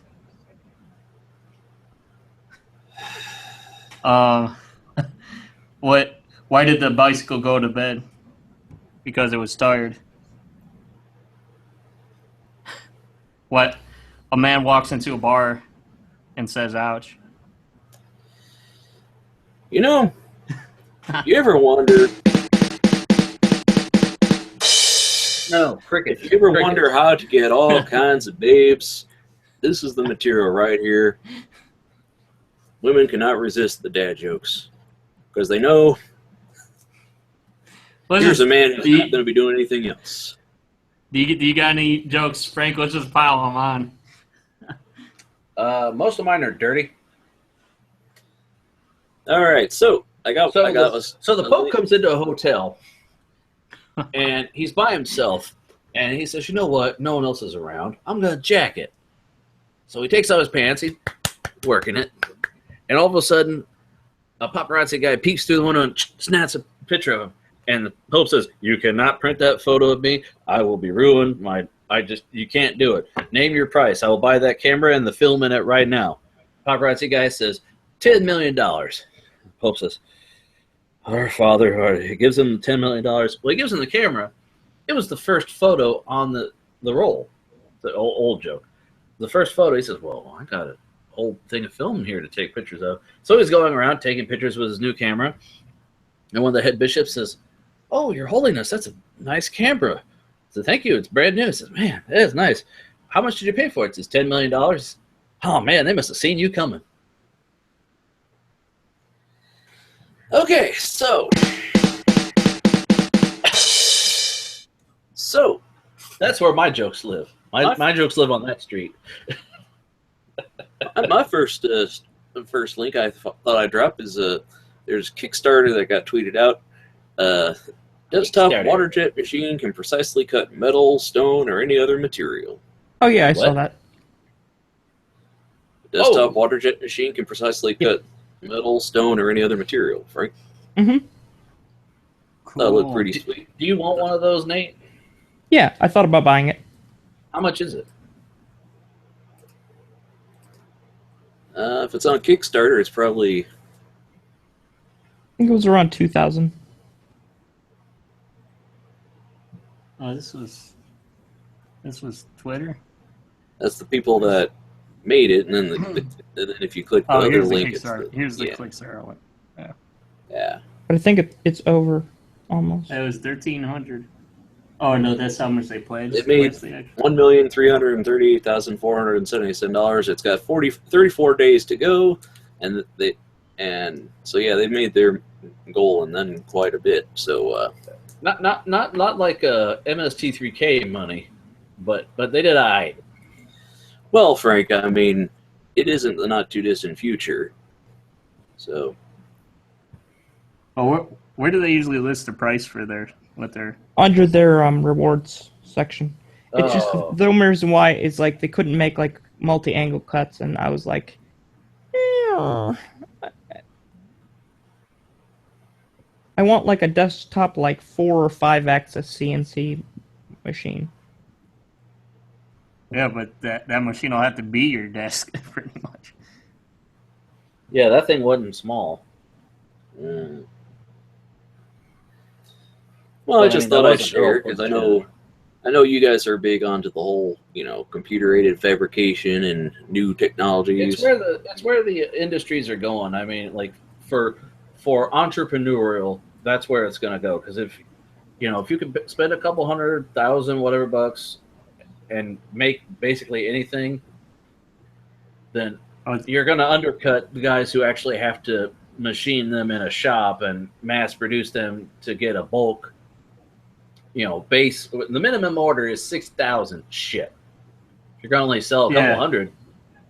Yeah, this thing is. Well, it said it was 40% off, so it's 3,600. But they're sold out of everything here, except for this one. And T-shirts. Don't forget, Well, you can buy a T-shirt. it looks like that they were aiming to go for $6,000 for the regular retail price. Right. Honestly, I saw like a 4-axis machine that looked a little bit better. That was desktop. Well, then that's why they got Kickstarter. You don't have to back these motherfuckers. It was a Kickstarter. That's what I'm saying, though. No, these motherfuckers. These specific people in this Kickstarter. But the thing is, this is a Waterjet, which is nice because then the drill bits don't run out. Yeah. Well, back the other people who come up with a Waterjet Kickstarter. You can back them. You can back whoever you want. If you don't want to back anything, you can get a damn T-shirt. That's all you need. Okay, so we're both. I like the idea. I just don't want to buy this shit, so I got a shirt. So we're all in agreement. It looks cool, and it'd be nice to see the next product that comes out. So this next link I got right here. You guys heard about the new Wacom release? No. Yeah. I did see something about this where They've it was introduced a follow-up to their companion thing. The Wacom introduces MobileStudio Pro. New lightweight mobile computer features a reinvented pin experience and a powerful creative tool included a 3D camera and the ability to run full versions of software. Yeah, so this was like pretty much like a remix of the companion. Yeah, I mean they've got it on the site now. It comes in two sizes. There's the 13.3 inch and the 15.6 or 16 inch basically. And they have, you can compare on the main site. I had it at one point, but I think I closed that window. Let me just go to Wacom's site and find it for you. But a lot of people see this and go, "Oh man, great!" Now I got another thing I want to get because it's so pretty and new and shiny. Yeah. I mean, I figured Ian would be interested in this because it's got that 3D camera in there and a whole bunch of awesome stuff. What does a 3D camera do? Like, why do you need a camera for? Since you're just drawing. Well, if you look over the stats, let's see. Specifications, computing power, graphics, 3D camera. Bring 3D camera scanning into your creative work. Let's see, 3D Ready Wacom MobileStudio Pro is ready-made for 3D. It's available with powerful Intel processors, memory, and storage configurations. And Wacom MobileStudio Pro 16 even offers high-performance NVIDIA Quadro graphics. Plus, select models include built-in Intel RealSense camera and scanning software, perfect for product designers, CAD engineers, and 3D sculptors who want to capture real-world objects to start their creative process. So you can use this as a 3D scanner, Nate? Is that what he's pretty much saying? Yeah. That's So, what Ben, are you going like. to give me your old Cintiq? Did you guys see the slate that came out? Which slate you talking about there, Nate? It's where you attach like this sensor to like a pencil, and then you can like draw normally like on a piece of paper, and then it tracks the movements via like a couple of maybe like 20 or 30 magnetic sensors. So it tracks the X, Y, and Z axis coordinates of the pencil.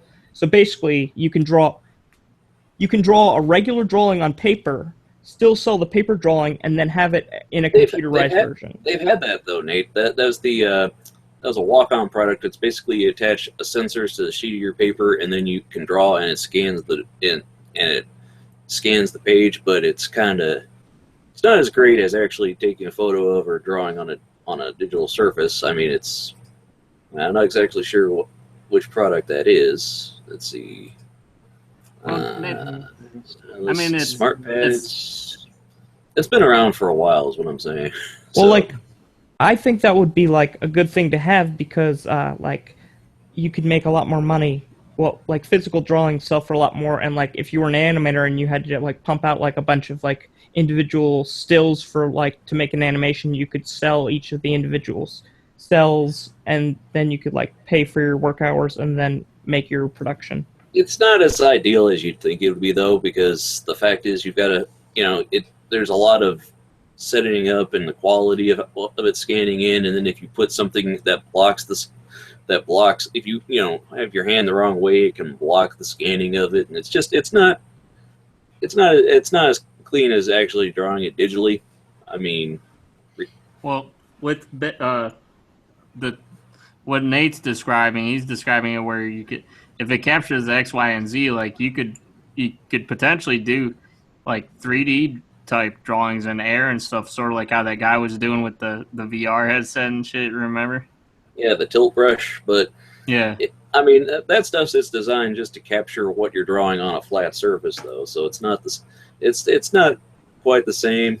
And Well, theoretically, if it's whatever plane that you're drawing it on, you could still like draw it like, you know, like on your desk or whatever. It doesn't have to be a piece of paper. It could probably be air. I mean, if it's just tracking whatever you're like, if you have to specify a starting position or something like that, you know, I don't know. I don't know. I mean, the ones I've seen, it had to be on a flat surface, and it had to be within a certain, you know, with the scanners and all this stuff. I mean, it's been around. It came out. I mean, that's been around since before the SimT Companion came out. That's been around for like at least probably 6-7 years, if not 10. So Well, I don't know. With this thing here, the nice thing I noticed about that was that they do have a 16-inch model. So I wonder how that would be interesting having that on the go and stuff. Maybe, you know.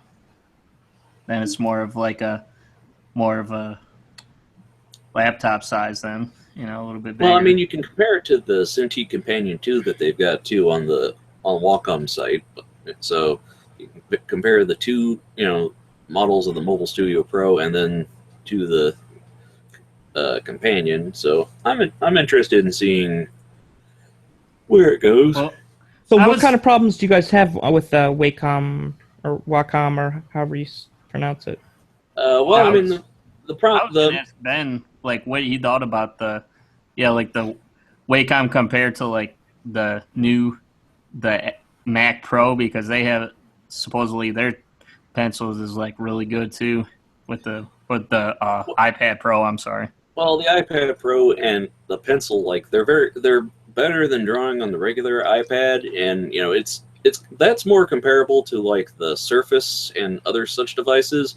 But the difference with those is that the iPad Pro, it's Pro, but it's still an iPad device. I mean, it's not like the difference with the Wacom SimT Companion is basically a tablet computer. So if you read the specs on that, it says it runs Windows, and it also work if you hook it up to your Mac computer.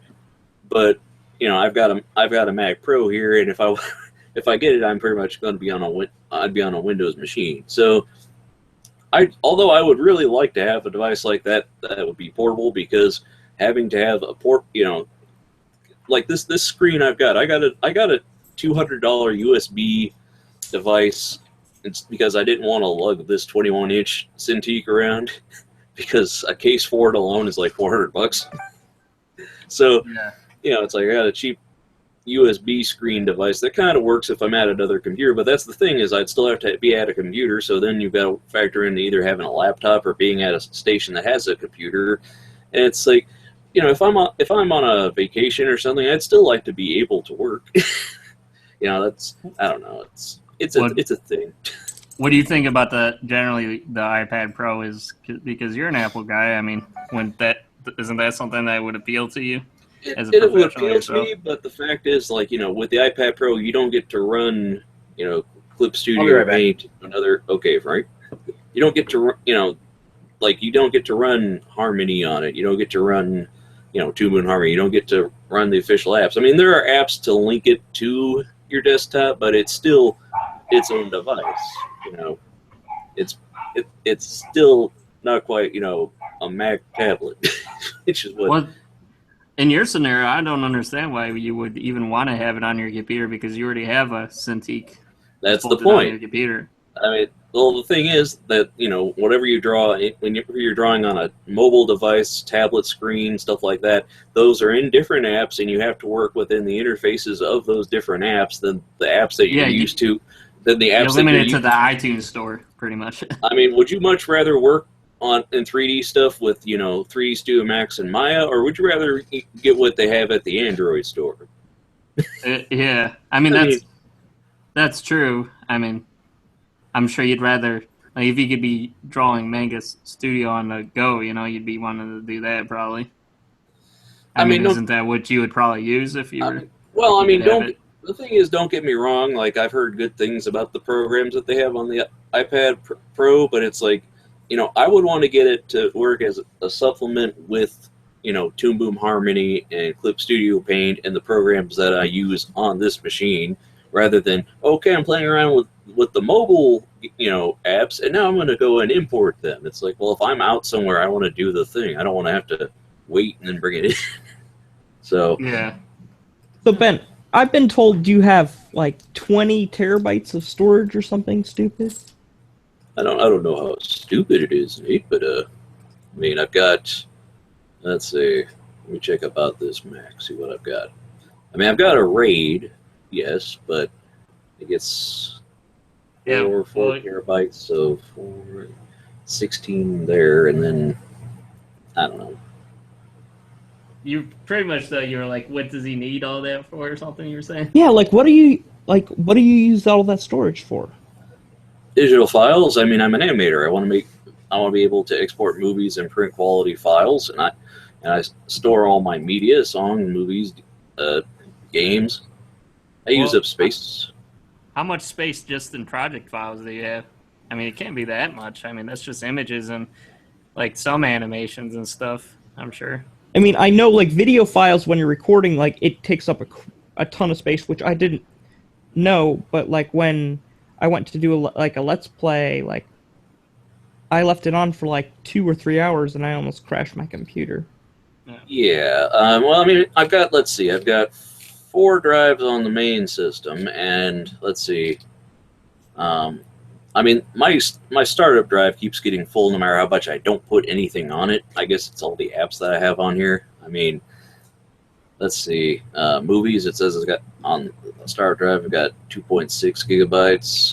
There's another one, movies, 35.86. Let's see. Let's see, 965.21 and 644.09. So, those are just movies. I've got, I need to have space. That's why I got a RAID for backing up my important files, and then I can keep my project files in the internal, drives that I've got on it. So. And get this name. Frank's trying to get into like free NAS and stuff and building his own NAS system. He wants to be able to put 20 drives in the computer. Hi, what's up? Yeah. Sorry, I had Taco Bell for dinner. I mean, that goes. I have a 4 terabyte hard drive, and it's almost getting full. But that's all the stuff. Like I have the most stuff that you've probably met somebody having, right, Nate? Yeah. Uh-huh. Yeah. Everybody's needs are different, Ian. I've never met somebody that's been able to fill up a 20 terabyte. Oh no, not 20 terabytes. 20 drives with probably 4 to 8 terabytes apiece. You want 80 terabytes?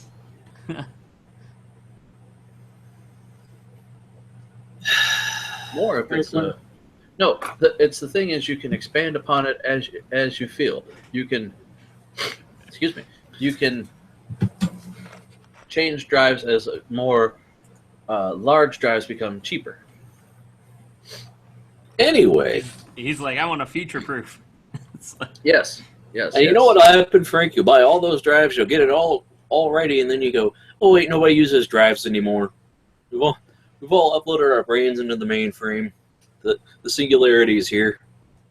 So anyway, but like, how much would you say all of your animation equipment has set you back? I don't know, because I haven't bought it all at once. I've accumulated my equipment over the years. It's just I decided to get the RAID because I was tired of running out of storage space on my main machine. It only had the 4 drives, and I bought, each of those. I got the biggest drive that they had at the time, and as as time goes on, it's like I'm gonna need to move away from this machine, and rather than fiddling with a bunch of, USB hard drives, which those are fun when they fall over and decide to stop working. So I bought a RAID, and I've been using that. That's why I used it to keep my media on, my backups, my games and stuff, so that way I don't have to keep them on the machine and all the main drives. So, like, I'm sorry to say this to you, Nate. Like, I know you got that giant hard drive, the 5 terabyte or whatever. No. It just I didn't think people use that much space. Well, no, I'm just saying, like, unfortunately, it's been my experience that external hard drives can be a little bit more flaky than the internal ones. It's a lot of upkeep because each one has a power brick, each one has a cord to the fucking computer, and depending on which one you get, some of them will either find fault with the data cord, or my first external hard drive, the front had a big ass button which you would press to start it up. That was cute. That was cool until that button said "boing" and just broke off. Yeah. So, okay, my one TV show folder is. Well, Frank also hangs out on a Reddit on subreddits called data hoarding. So yes. So that explains Frank's problems. Anyway, I have 2 drives for my TV series. Is one's at 709 gigabytes. The other one is still finding out how much is there. It's calculating 800, 830. It's still going. Okay, so anyway, I retire seasons of shows. So circling back to the Wacom story real quick, basically, are we all in looks pretty, I want mode? And until we actually see how the reviews are, we'll actually see how useful it is out in the wild, right? Well, how much is it? Yeah, we can continue on to the next story.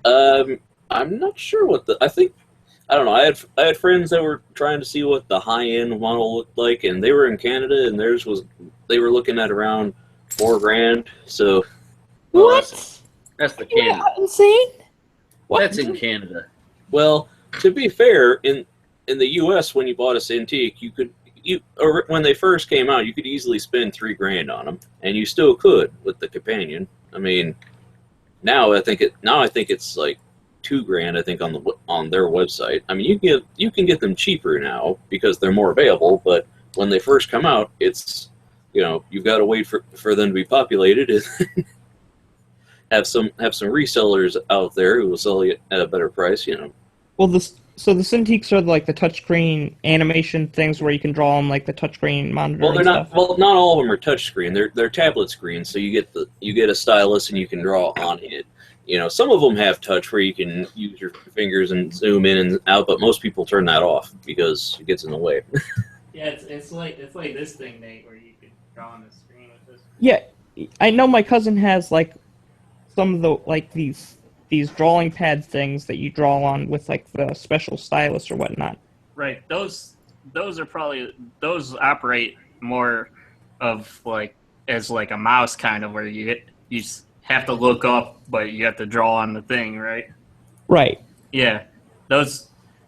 I mean, a lot of people use those. That's the cheaper way of doing it, but the nicest thing is definitely being able to draw directly on the screen and see what, because a lot of times you find a disconnect, right, Ben, when you're... Yeah, the hand-eye coordination thing, it's if you're actually going at the thing you're working on, I mean, there's still the issue of parallax, which is another thing that they claim to have, adjusted in the Studio Pro, because since you can't just draw on the screen and the detector, they got a sheet of glass on top of it to keep you from damaging the screen, so that there's that little bit of distance, and then your mouse cursor's at a slightly different place, so you got to recalibrate it depending on what angle you're sitting at and stuff like that.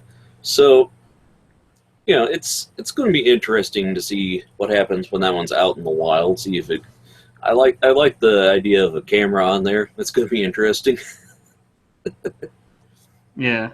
So Nate's still waiting on. He said he's supposed to get that filament extruder and grinder for this 3D printing, and then he's waiting on the the 3D scanner, I guess you could attach to your phone. Yep, $60.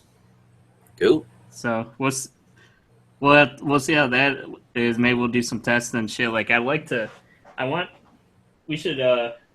that from that Maynard too, that bunny up there. We should scan that in for a test because it's just one solid color, and we should see how replicating the bunny, how good the detail is on there.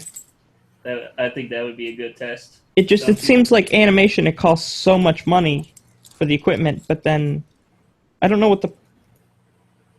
It can, depending on how professional the equipment is, but I mean, then again, with Toon Boom, they have that subscription option, so you can subscribe to using Harmony, but it's, depending on how many features you need. So, yeah, technology, man. But anyway... my last news story, the link I'm going to share it came out in May, but it's a thing I didn't realize because when I was looking at Patreon and alternatives to Patreon where people contribute to so if people like your work they can crowdfund your projects. So there's Patreon, there's Tipeee, I think is a French site that I was looking at, and there's a couple others, and one of them was Flatter. And Flatter lets you, if you like a website, you can give, the creators money. And I noticed something when they had a new service called Flatter Plus, and I noticed a logo that looked familiar. And I was reading up on this story.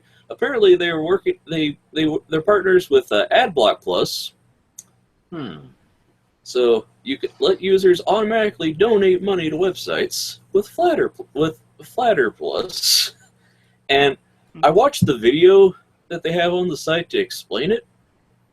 And I watched it and I said, "So what does it do?" It didn't explain the thing. But this is what happens when you get in something that just it's supposed to be hush hush, and then it becomes like mainstream.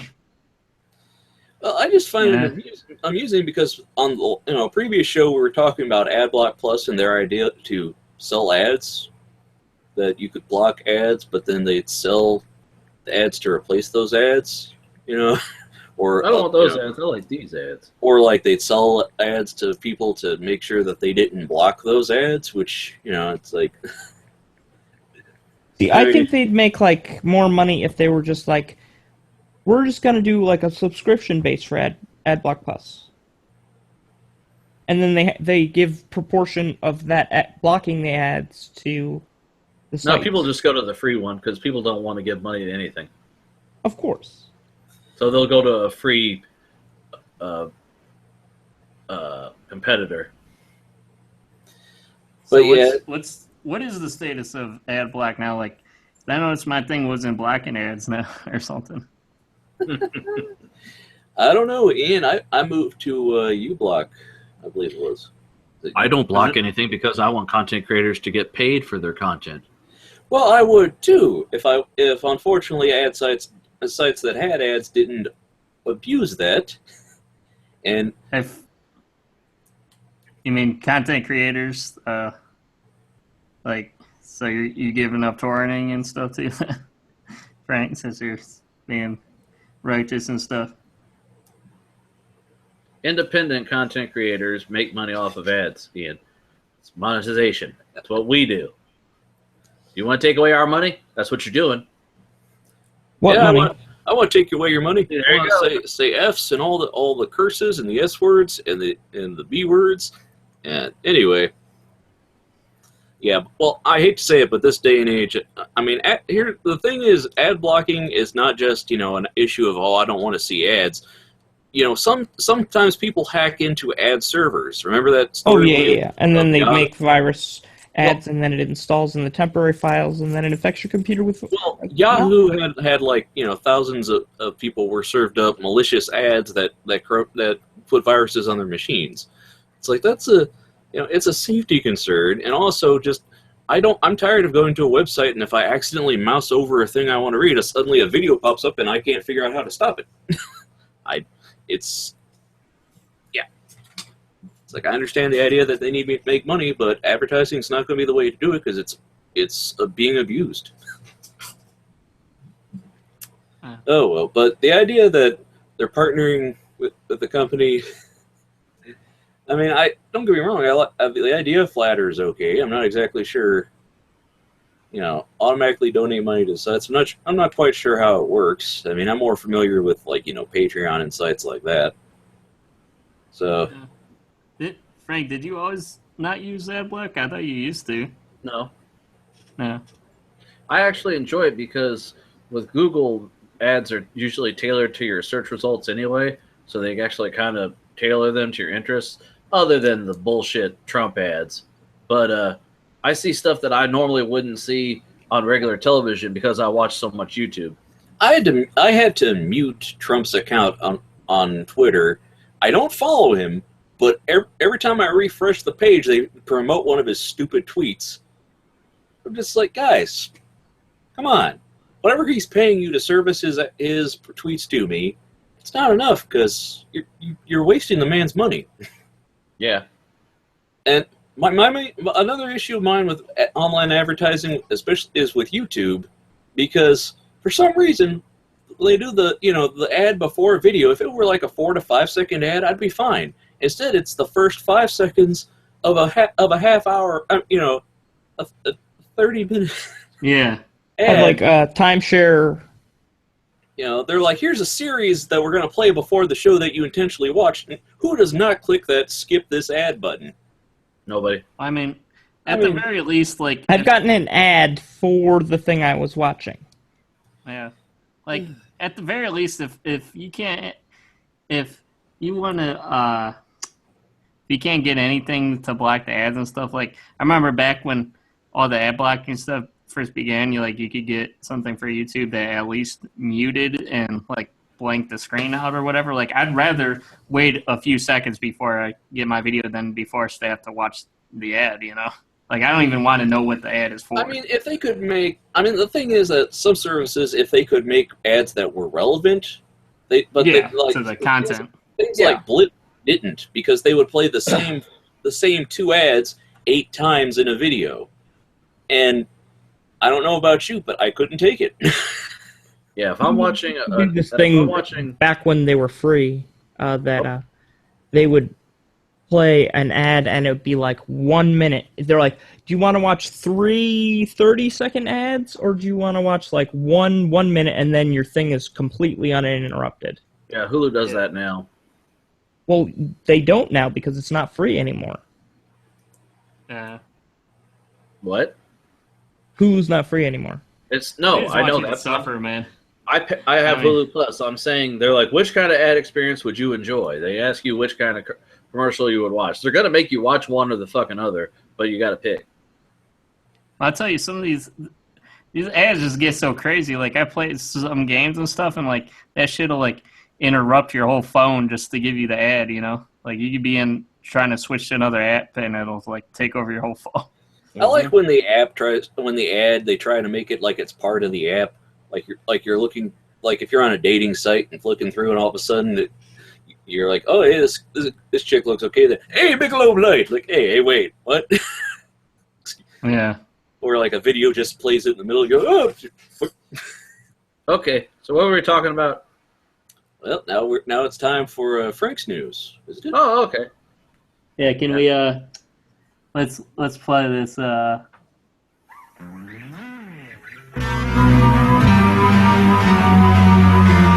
do that? That's what I want to know. I don't think so.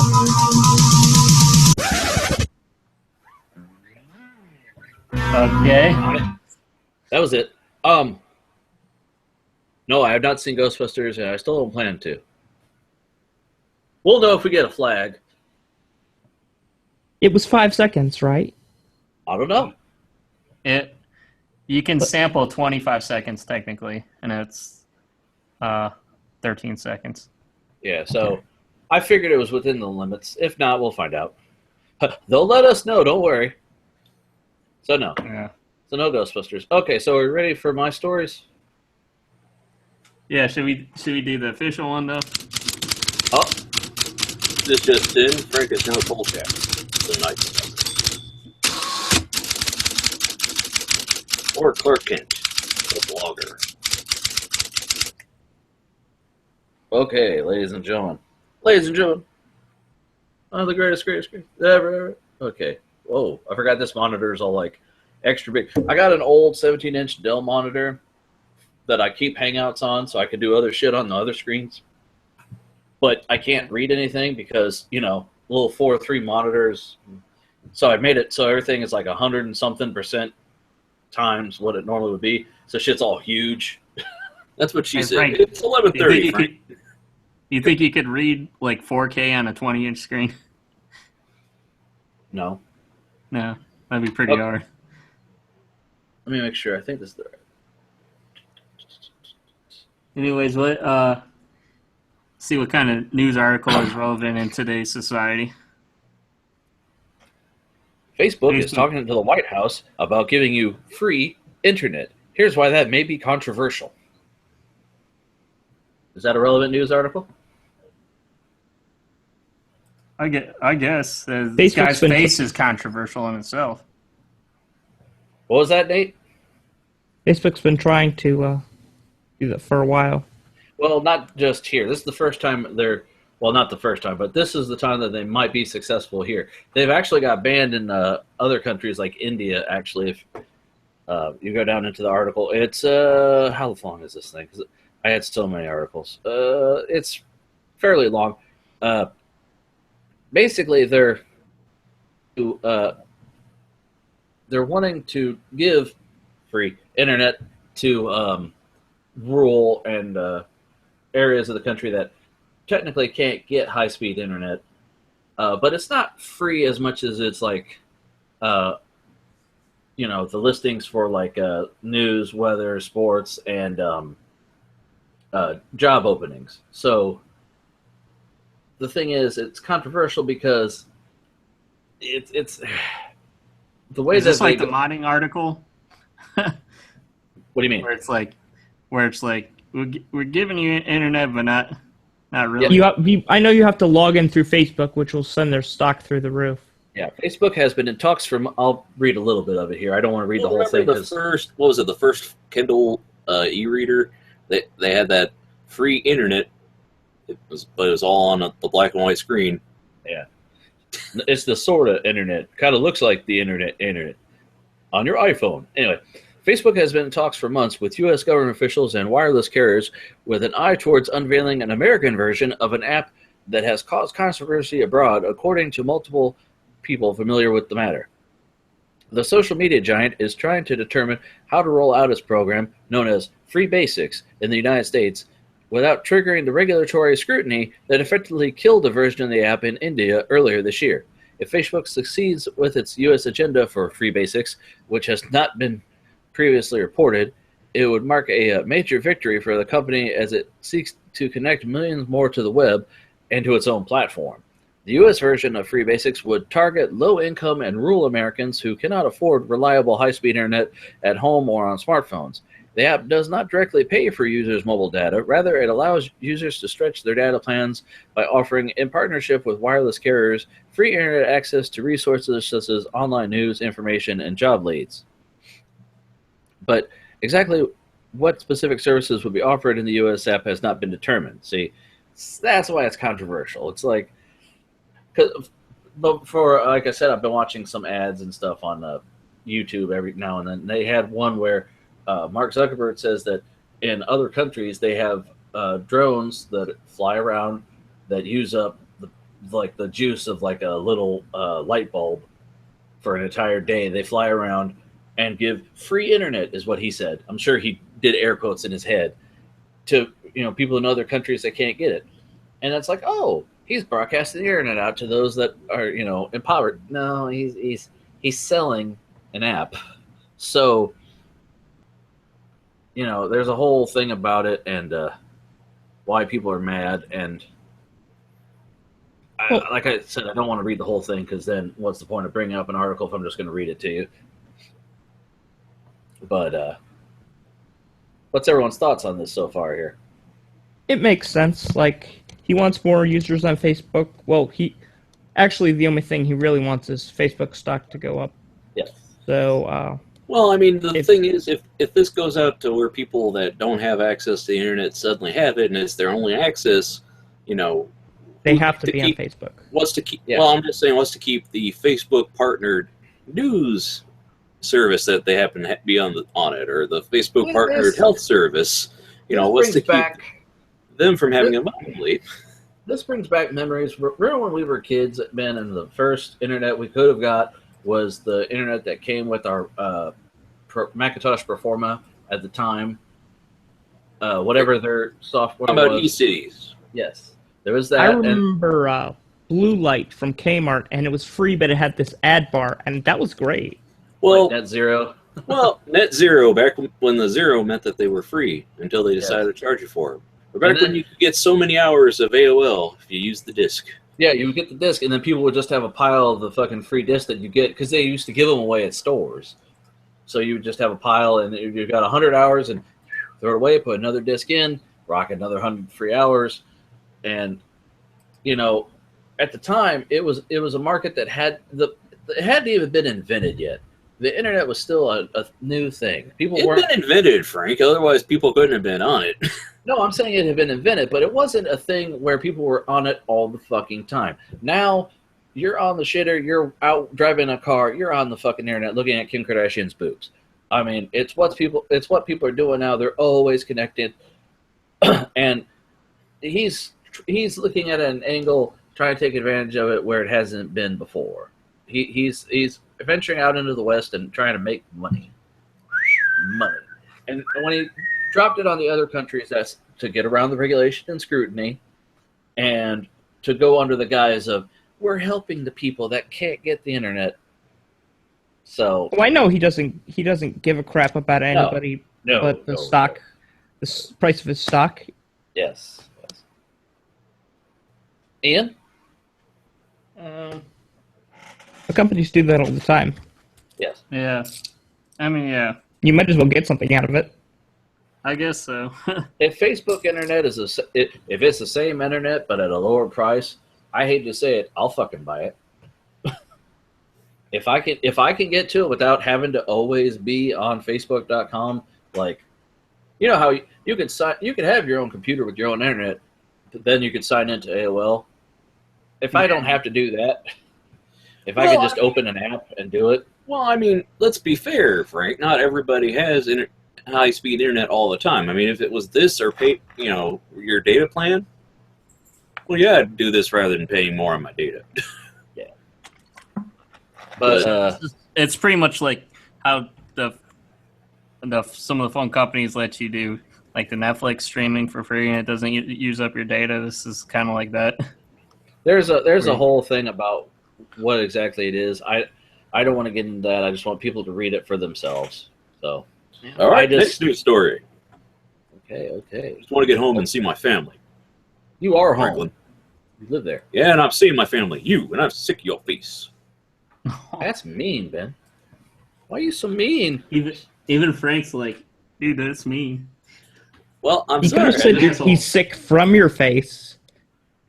I'm just saying. That would be really mean. These stories can't go on forever, man. We have trivia to get to eventually, right? No one listens to the fucking trivia. Maybe. Okay. Maybe we should just name the show TN. TNA. Yeah, for the asshole. Now let's just read your story. So, Verizon to start selling wireless data plans for drones. Oh, sure, you give them wireless data plans, and the next thing you know, you got to give them rights. Soon, companies will be able to get a data plan for their drones. Verizon Communications, Inc. said Thursday it would begin working with drone makers to connect the flying devices to Verizon's wireless network. Drone data plans will start at $25 a month for 1 gigabyte of data and $80 for 10 gigabytes, company officials said in an interview. This price roughly aligned with the companies pay now for data. I mean, their thing is they want the drones to be able to fly around and take pictures and then wirelessly send them the cloud. They're in fucking air. to send data through the internet without having to land first and then unplug your phone and then whatever, to just send it straight from the drone. Well, depending on the drone, can't you kind of like do that already with through those interfaces where you control the drone or whatever through your phone or some shit? Federal regulations currently require a drone operator to remain in direct sight of the drone, and the device, in most cases, can't be flown higher than 400 feet without special permission.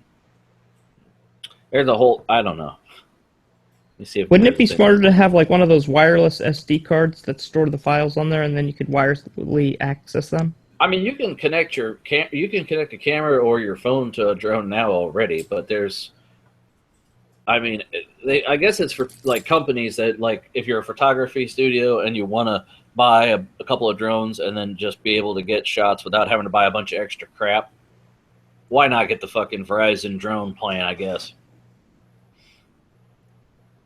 But, yeah. Verizon has been working on this technology for 2 years, and on Thursday held a demonstration in Cape May, New Jersey with drone maker. Blah, blah, blah. But yeah, it's tech companies like Facebook Inc. have been experimenting for several years with using drones as a means to connect remote areas with internet. But yeah, so yeah, I just thought that was kind of interesting. Anyone have any thoughts on this? I'm more interested in armed thieves leave Kim Kardashian West tied up in Paris, steal $10 million in jewelry. See, that's what I said. It was $10 million. It was probably like $10, and then you insurance fraud or something. Well, that's what a lot of people are thinking. Who am I kidding? She probably got kidnapped. I'm not saying anything bad about Kim Kardashian. Right. The masses. Okay then. So it just makes the drones more tightly integrated with the, like your pictures and stuff, Wouldn't it be smarter for them to do like on all, have like, you know how on like what power lines they could have like a Wi-Fi signal extender, and then they could have like a chain of those? No. Why not? No, because no. Because there's power. No. There's Nope. there's Sure. power lines everywhere, right? That makes sense, but no. Anyway, Frank, so you're not talking about my article. This is what we're talking about. yeah. So here's another little story here. When you click on this, there is an ad at the very top. You can just pause it or whatever to shut it up. I don't know why, but Oh, I heard about this. But like their phone, they're like the best camera ever. Unless it's the front camera, today, then it would I'm be very excited totally to different. But introduce like, you to it was something about like the amount of pixels it gets, and I'm like, it's not the best one that I've seen though. well, it's got the best rating from DxO or whatever the hell it's called. Anyway, this is about what happened at the Google event on October 4th, which mirrored pretty much an Apple presentation, almost like to a T there. They just got up on stage and talked about what the fuck they did. So I'm just going to briefly go over what the items were that they unveiled, and rather than give the article's little opinion on it, I'm going to say what I think, and we can talk amongst ourselves like we fucking do anyway. So, but there's the Google Pixel and Pixel XL, which before was the Google Nexus, and then they basically changed it to go in line with their Pixel laptops that they were doing. So they announced basically a 5 and a 5.5 inch screen phone. They have the Google Home, which is the competitor to the Amazon Echo that you always see in the commercials with the Baldwin and a bunch of other people talking to Alexa, what is this?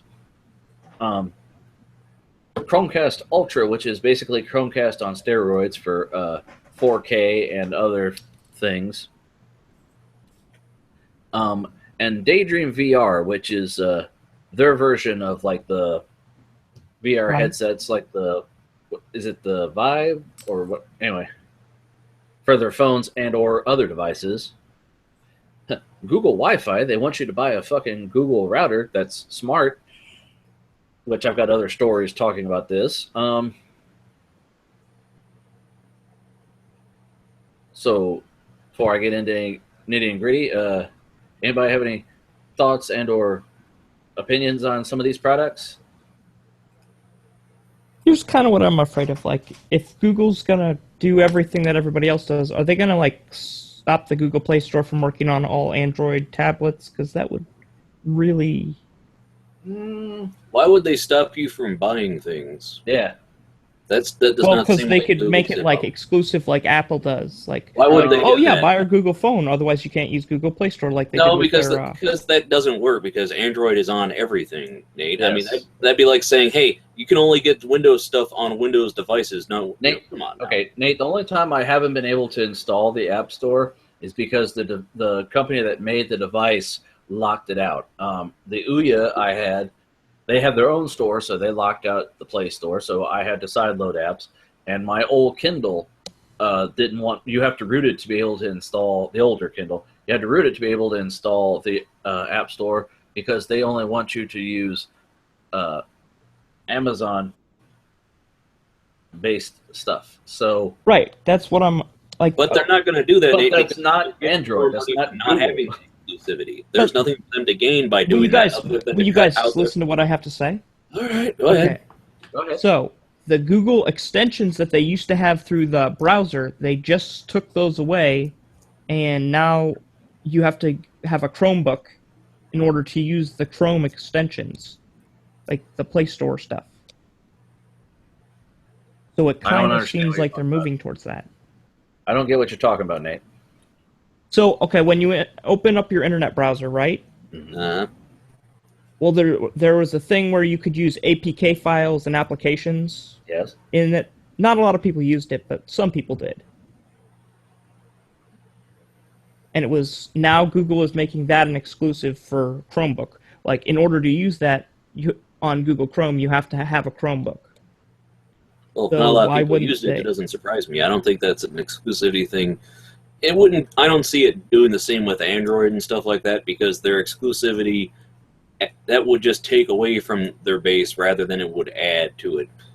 You know, think about it. On Chrome, they haven't removed the Chrome App Store. You know, that's different than sideloading APKs. You know, if they took away the App Store, then yeah, I'd be worried more about exclusivity. But I don't see that happening at this point because they just be cutting down their ability to get money. I mean, They want their App Store on multiple devices so they can get more income. That'd be stupid for them to take it away. That's the question. Would it be stupid? Yes, it would. Yes, Because it would, very they much. make money by being on as many devices and as many options as they can. It's like Yes. it's like Windows on any computer. It's like, why wouldn't they want to be on every platform? I mean, other than, I don't know. The reason that Bill Gates got rich off of Windows is because of the licensing, not because of the hardware. So by having their software on any device, they're making more money. They'd be fucking stupid not to do it. I don't think there's a single person there that doesn't know this. Well, the difference though is the difference between Microsoft and say somebody like Apple is the difference with Google is that, you know, the whole Play Store and stuff like that. It's like if they're coming out with the phone, they're not going to live or have their, you know, they're not going to risk this big moneymaker at the Play Store on exclusivity on this phone. They don't. I don't see that happening because Google doesn't risk anything on one product because they can just throw a thing away, and it's like that. That's like getting rid of search because hey, they decided it works better on the exclusive to this one product. I don't. No, that's not going to happen. It's a little better on the exclusive product. This product has Nougat 7.1 versus the other devices at the moment you can only download 7. The thing is with a Nexus device or now a Pixel device, it's straight from Google, which is where Android comes from. So you get the straight, unadulterated, unbloatware version of the OS. And that's been their selling feature where you get the updates right away, you get a bloat-free version. Oh, and you get all this other crap that you're not going to get if you have a Samsung or, you know, a Sony. And that's one of the things that made people look at this and go, I want to see what they have before I buy that iPhone 7. I really want to know. And Ian, what do you think? Do you have any thoughts here before I ramble and ramble and ramble? I mean, Rabble. I don't know, like, I'm not sure. I think it sounds like, like the exclusivity thing would be bad for them, but I mean, I don't know. I mean, I'm open to, like, it's always good to think about those things, like as far as it's good not to roll anything out, I suppose. Well, okay, if they pulled the Google Play Store from all other tablets except for theirs, tell me you wouldn't switch to a Google tablet. I wouldn't switch to a Google tablet. Even if your current tablet doesn't have the App Store and you had to have some third-party App Store, I have an knockoff iPad. tablet. Okay, but Nate, the thing is, people already have the third-party App Store because the third-party App Stores let you just download APKs instead of buying them straight from the developers, so they would have paid apps for free, which has been the thing on a lot of devices since the jailbroken iPhones. So they're stupid. They'd be stupid because all people have to do is Google whatever the fuck it is they're looking for .apk. So yeah, but the APKs can have viruses in them. So that stops the majority. It's an Android device. They're not afraid of fucking viruses. I you can get the viruses on Android, but no one's worried about it. I just think that the argument is that making it exclusive would get more Google devices. No, it would cost them more sales than it would get them Google devices. Get people to buy the Google device. I'm sorry. If it's an Android freak who has a shit ton of APKs or anything, they're not afraid of getting viruses because I know guys who have just changed up their firmware on their device to custom ROMs just to fucking do it. So they're just going to wipe everything anyway. Well, those people are advanced users. I mean, I'm talking about the general public.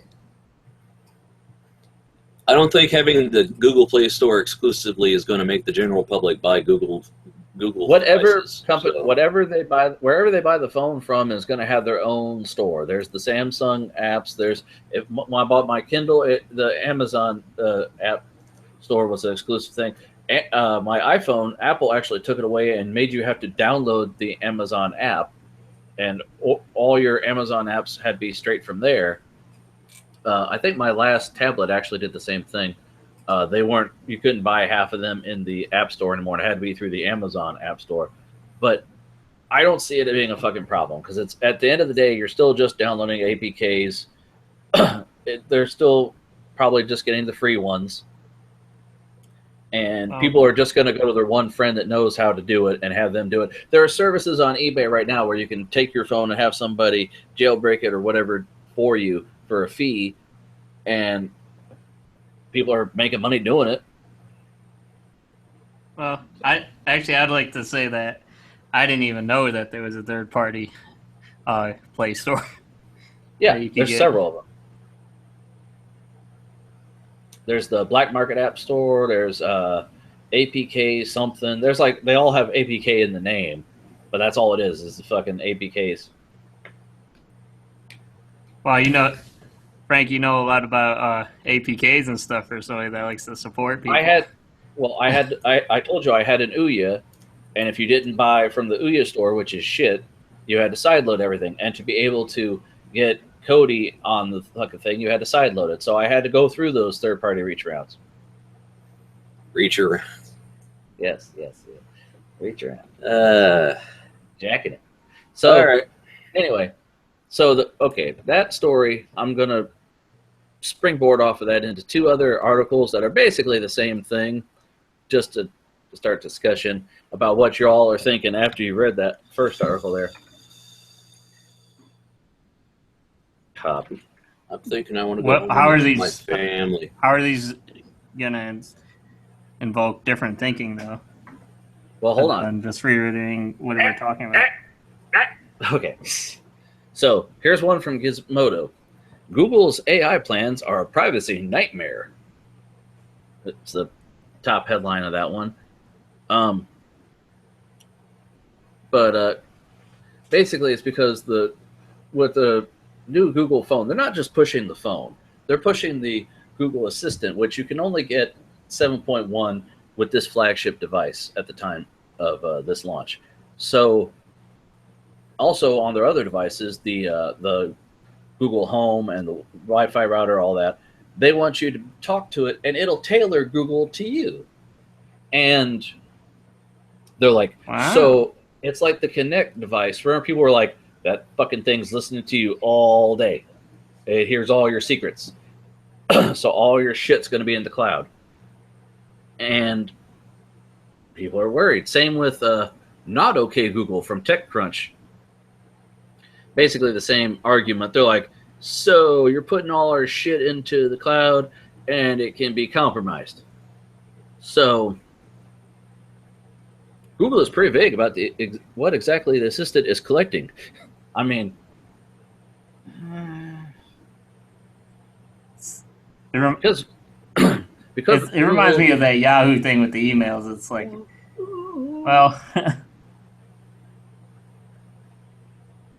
what a surprise. I mean, it's artificial intelligence. When in the demo, you could ask it, how do I get to this place? And when you get to it, you can just scroll through and it'll tell you restaurants and shit in the area without even having to do a separate search. Now, at the current time, if you're going to a place, you got to look up the place, then you got to open another app and look up restaurants, or you got to ask it another fucking question. It throws out shit based upon the criteria you're giving it. How secure is that?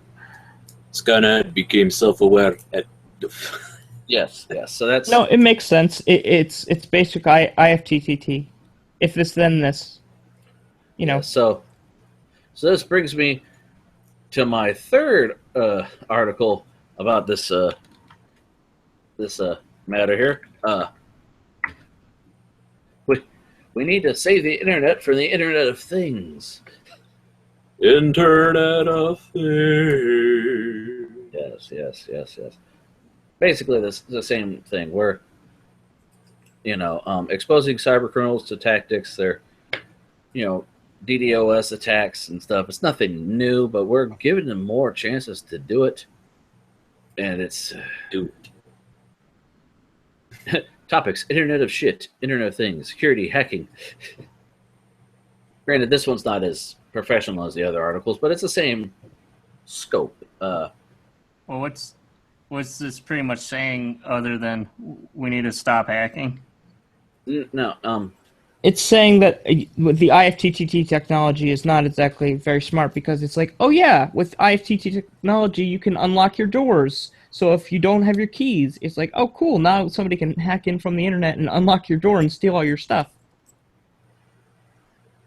Or like, oh, I can open your garage door, or I can make your coffee pot boil over, or I can buy pay-per-view movies and then stream them to other devices overseas so I can watch pay-per-view for free. It could be insecure. The security of our computers and phones also comes from the fact that we replace them regularly.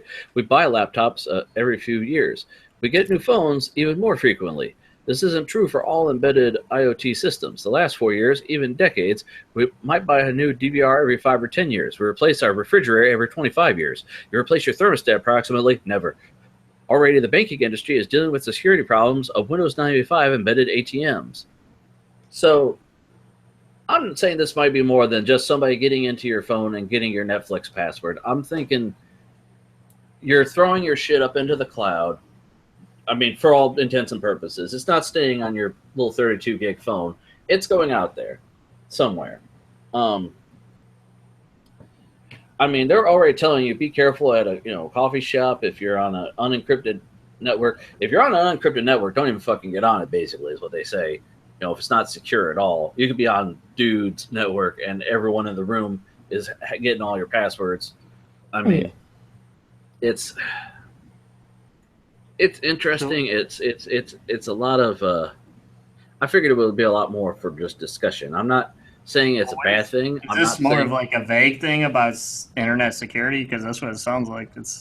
This article is. Look, I don't have a topic, but I've got these things about stuff I saw on the internet, right? It tells me I should be really concerned. Well, the last article is the tinfoil hattie article. The other two are actual newer concerns because, like I said, the old ones about the ATMs and stuff, that's an old ongoing problem that we're not going to solve. But with making everything, being able to connect to everything else, this is, once again, stuff we're not, we haven't been through before, No, like, it is, a lot of things are insecure, like, for instance, like, there's webcams that, like, they have, like, a default, like, reset password that's, like, password, and, like, people can access the webcams, and then... Yeah, like we said about the kids, that, their baby monitors can be hacked by somebody just exactly. on the internet. Now, what if that baby monitor could connect to your computer, and then that could there's a upload nanny cam videos. channel on the internet. We talked about that on an episode. Yeah. Oh, okay.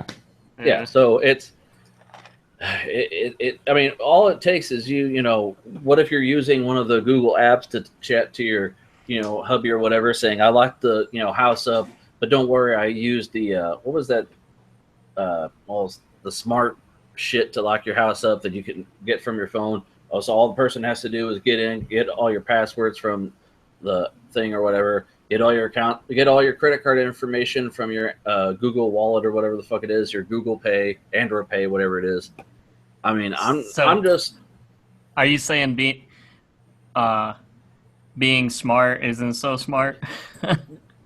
No, I mean, I understand what Google is trying to do. I watched a video about it, and I actually agree with the guy. He had said that they're trying to take away, like, the main problem with smartphones now is you're at your phone all the time, watching it, reading it, and you're away from. That's why a lot of people don't want a smartphone, because they want to just live life and experience things.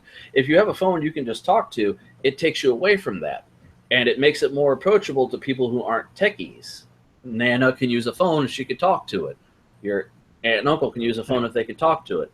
But what are they going to do when that first serious virus hits and someone gets it with malware?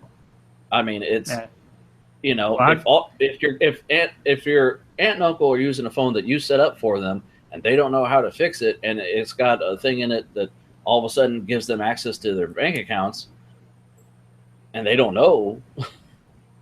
Yeah. Well, it's a new problem. Well, it's like some things. It's like how do you advance technology with, and then like, because I mean you could avoid a lot of these things by just don't have a password that says password, or don't have like a default in case if you get locked out, or there's a certain amount of it that is user error. You have to account for that. But this there's there's Alexa, and then there's the Google Home, but then there's another one, and they have it so that all the information that it collects is stored on like a local SD card.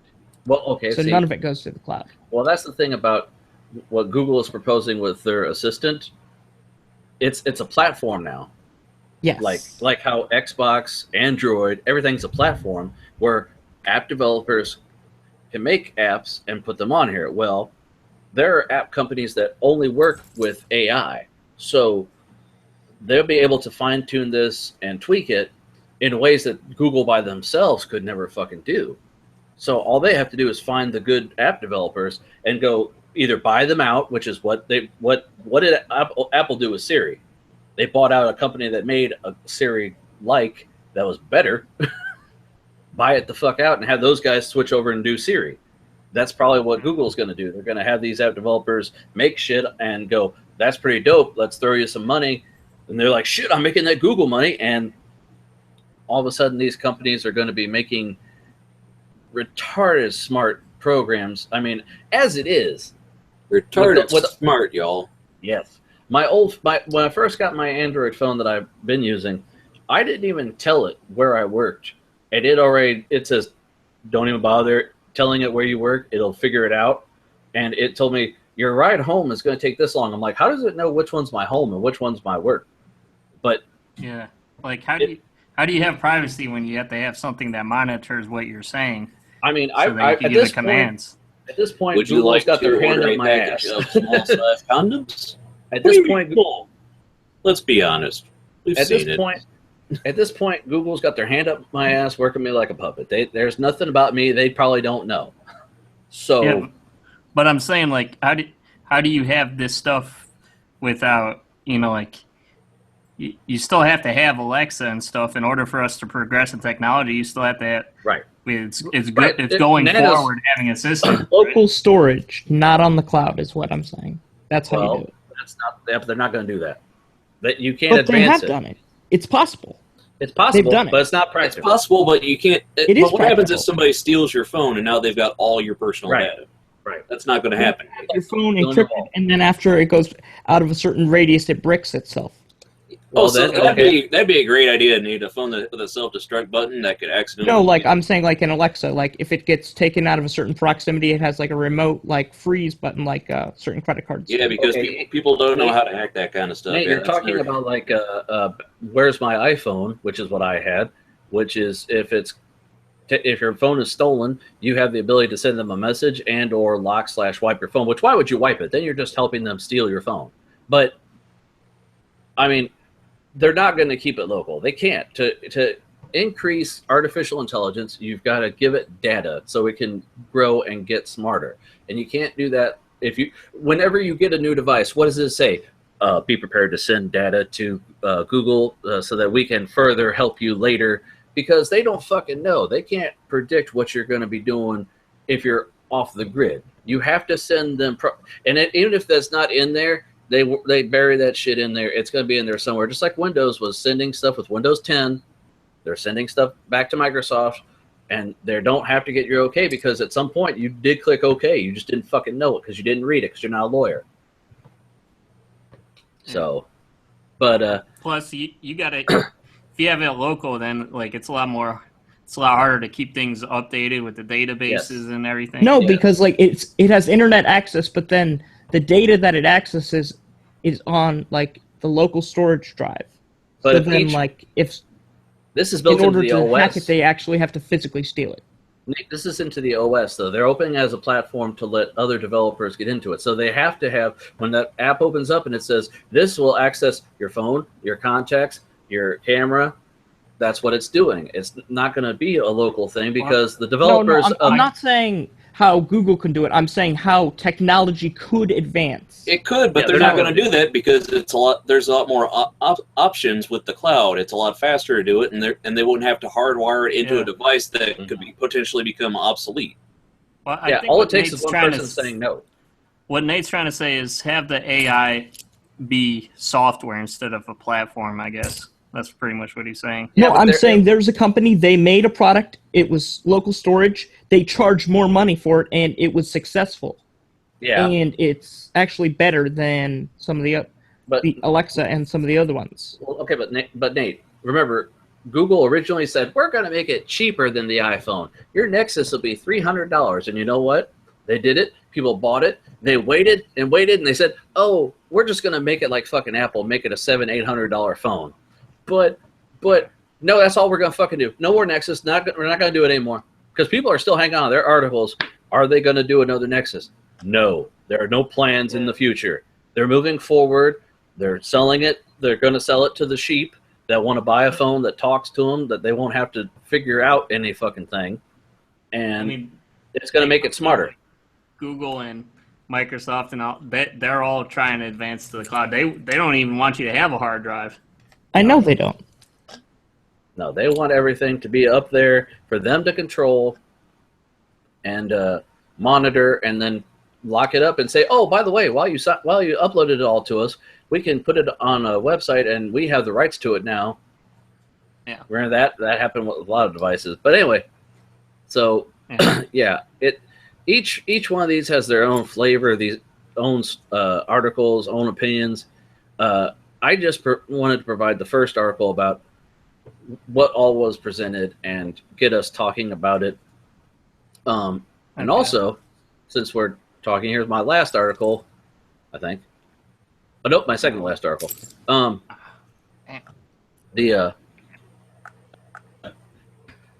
How many stories did you link in this episode, Frank?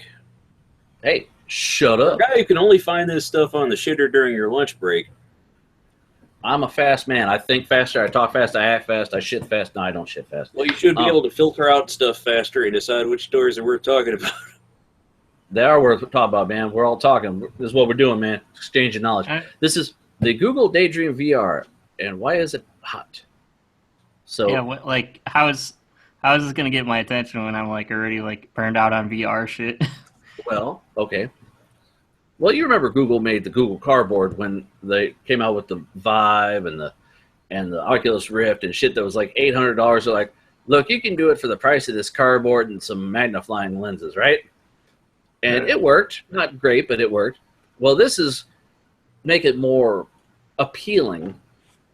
Like it's a comfortable design. If you look at it, this looks like a pair of sweats that you strap to your fucking head. That's already better than a hard plastic shell.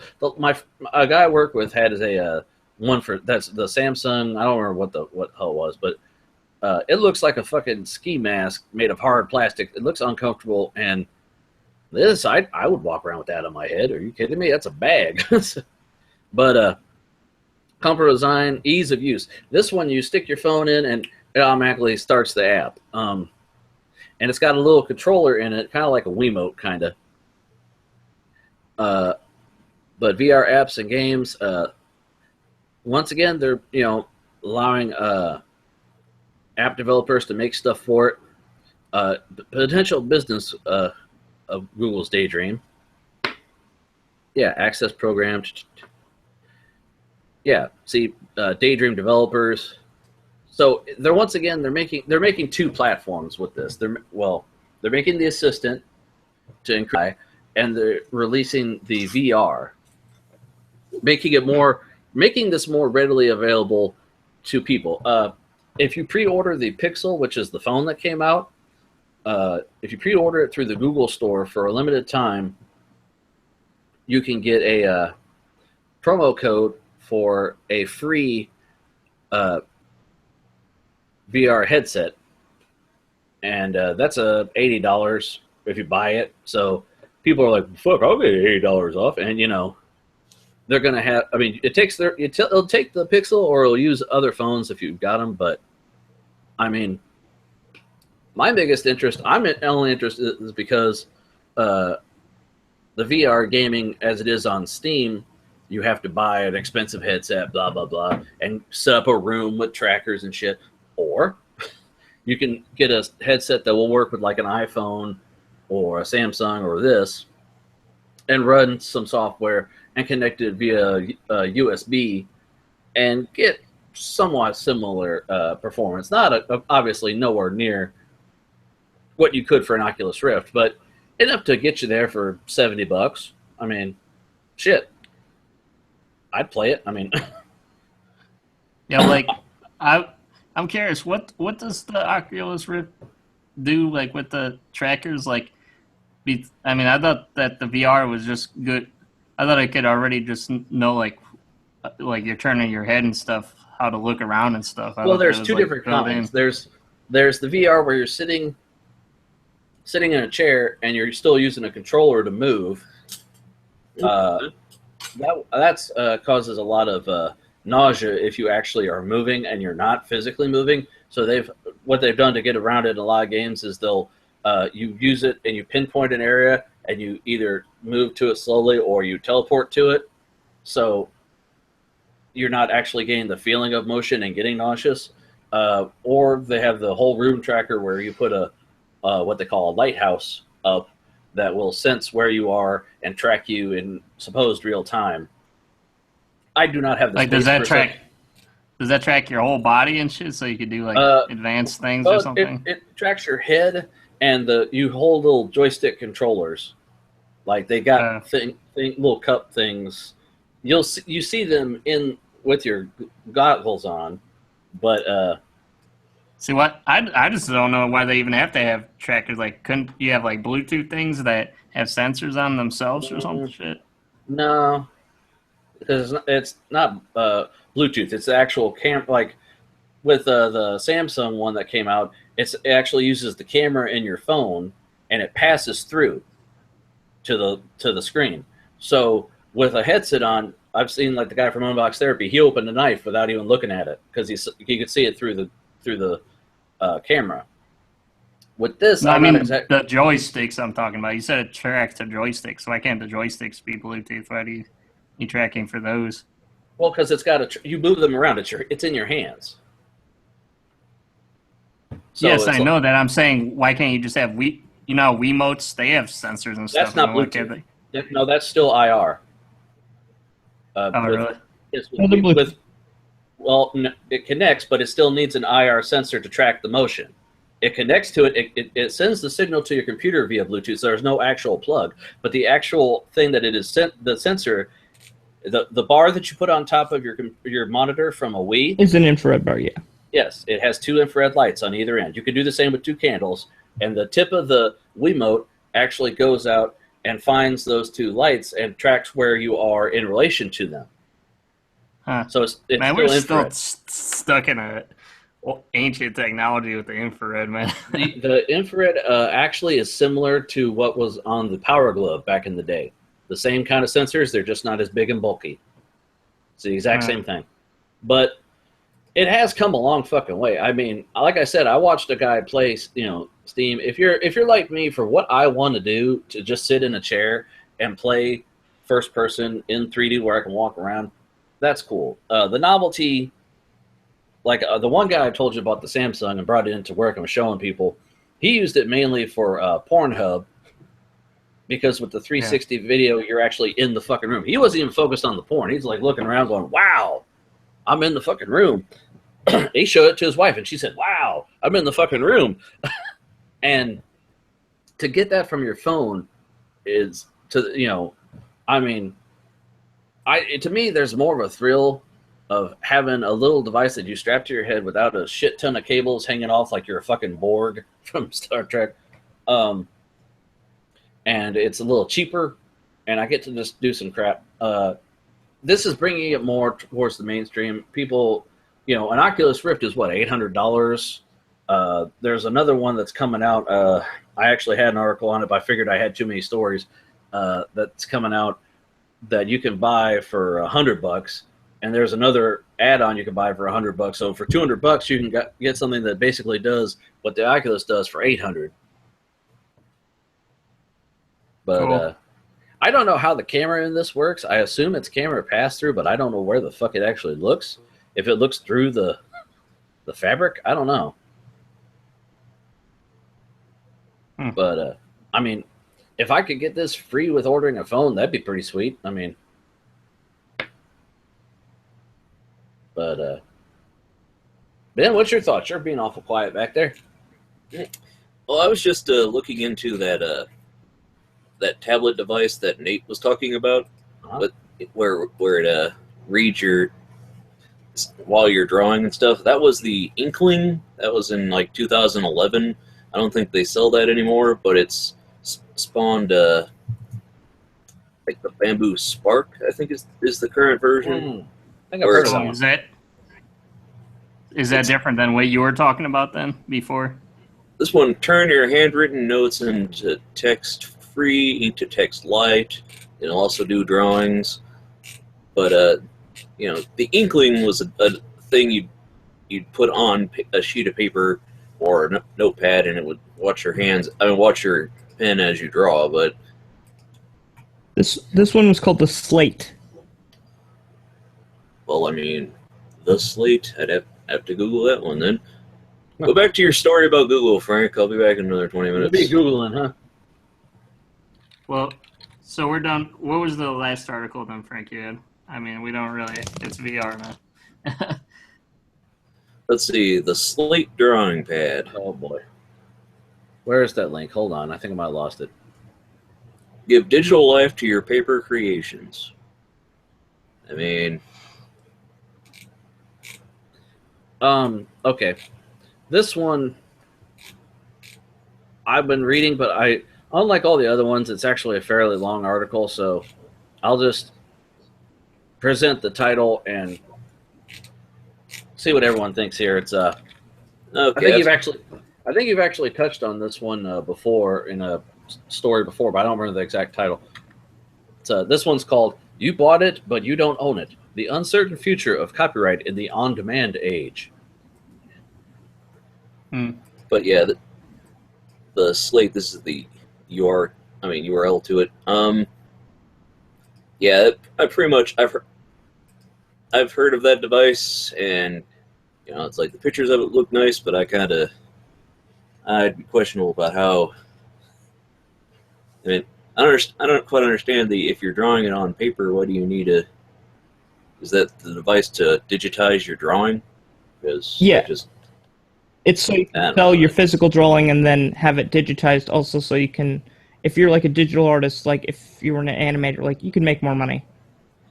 Yeah, but I mean...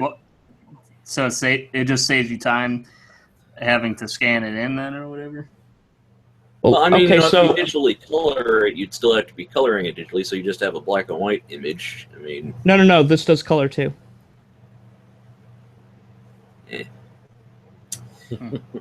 I don't know. The art, when you're drawing the art on paper, there is a reason you go to digital. It's not just to mass produce it. You know, it's because it cleans things up. It's a lot easier to reproduce. So I mean, I doubt that your actual drawing is gonna look as the same on paper as it does digitally. So well, Nate, these things that you hear about, do you mention them to your cousin Lenny? Does she have anything to say about this? I was looking at it and asking your opinion before I mentioned it. Oh, okay. I mean, realistically, it's like, if you want to have, if you're really focused on having original paperwork, the fact that it's paper is kind of more important, than having it digital. I mean, having a one of a kind. I mean, if you want to make prints and stuff, but it's like, you can make something if you want to work totally traditional and just scan it in. I mean, there's no. I still don't see the point in having the crossover to try and connect the two creatively, because it's... Well, I guess the only benefit that I see is it sounds like it does two at the same time, so it's like you save one extra step of having to scan it in, I guess. Well, I mean, it's also a marketing standpoint, and also so you don't have to buy the Cintiq draw on the tablet thing. You can draw on like what you're used to drawing on, and you don't have to like learn the... It's kind of different when you draw on the tablet, I'm assuming. I'm just saying, from my experience as an artist, having to work on something like that, there's always a distance between what you're drawing on paper and what the computer is going to see. So at the end of the whatever you're doing, you're going to have two different pieces of art. You're going to have what the computer sees, and you're going to have the art that you made. It's still going to be different than if you take a photo of your finished drawing or scan it in. It's not going to be a perfect reproduction, and you're just going to have this, I mean, that whole argument about like, draw with your favorite pencils and stuff like that. It's like, if you like drawing with paper, just draw with paper. Well, yeah, like the main thing I could see with this is like you get the true texture of paper and stuff. Then, like, I mean, isn't that a good thing, Nate? I guess you guys don't see the business aspect of having this. Like, okay, so if somebody sells a print, they sell the prints for like $10. But if you're a totally digital artist, you sell like digital prints online for like $10, and then you don't have a physical drawing. A physical drawing can sell for like, if it's their original, it can sell for like $1,000. And if it's digital and you get it printed on a canvas that's like 6 feet wide, you can sell it for that. If it's a professionally made print, I mean, just because it's the original. If you're you could, Nate. Yeah. Then he's saying that the people you could charge more for if you actually touched paper first. Yes. Versus look, guys. I went to school with printmaking and painting and sculpting. Yeah, I understand the argument, but if it's the thing, this is not the thing that you hang up on the wall. I mean, you might be able to at the end, but I really don't think that this is going to be the same as when an artist makes an actual original art and then has it copied and mass produced, and you've got that original. It's important for a reason. This, to me, is like when you get that machine that has the giant arm and you trace over a smaller drawing and it makes it bigger, or vice versa. It's like it's awkward as an artist to use, because you have to deal with two things that are never going to be as perfect as the image you have in your mind, and now you've got to deal with both of them and try to make something nice with two at the same time. It just feels Well, what do you mean? I thought you're drawing on paper, so you have the drawing on paper. I thought it just replicates the input of you drawing onto the computer, right? But like Ben said, it's not going to be the exact same on paper versus what the computer sees. I mean, I know the computer does corrections. Yes, it's corrections. To make the drawing on the computer look like you want, because the drawing on the computer is going to be what the finished outcome, what they want it to be. They're not going to make the drawing on paper be exactly what they want and only have that one print versus a shitty version on the computer. They're going to make it look like what they want on the computer. So I imagine the quality of the paper print is going to suffer. Yes, the paper print will look worse. Absolutely. Then why would anyone fucking buy it if it looks like ass? Because they do. People, you know, okay, would you rather buy an original Picasso, or would you buy a print of a Picasso that's like a nicer version? You know Picasso made copies of stuff, right? You know that famous artist will make multiple prints of a thing rather than just absolutely one original. I mean, the fact that this was done on, that it's done on paper with markers or whatever, it's like, as an artist, I really don't see the appeal. Somebody other than will people buy that the concept art, but at the end, not as many people that will buy the fucking print. People will buy the print because it looks better, versus one guy who's a collector somewhere will pay a lot for that original paper version that they had made. Well, I'm saying why not get both? Because realistically, it's more of a hassle, and yeah, and as much as it sounds like a great idea, if it really did sell itself and was that easy to have both at the same time and not be more of a pain in the ass than it's worth, it would have happened already. As a guy who's worked primarily with creating stuff on paper, I can understand the argument that you want to use paper because it's a medium you were familiar with, but that familiarity goes away and the gimmick goes away when you start using paper on, I'm assuming this is like a light table. I mean, even a tattoo artist is only going to... It has a magnetic sensor that goes on the drawing instrument.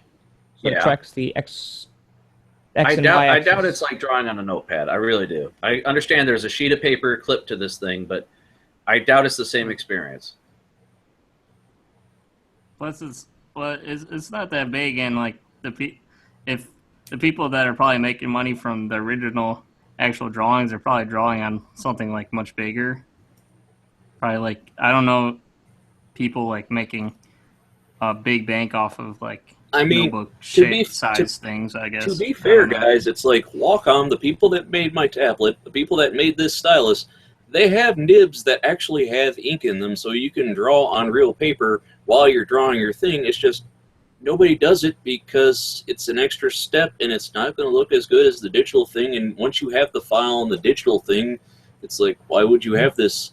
You're bound having to do two things at once, and it's like supply versus demand versus the extra hassle is what I think we're getting at, Nate. I understand you're saying, well, you can make more money selling the print. I don't think there's a big a market for the print as you think there is.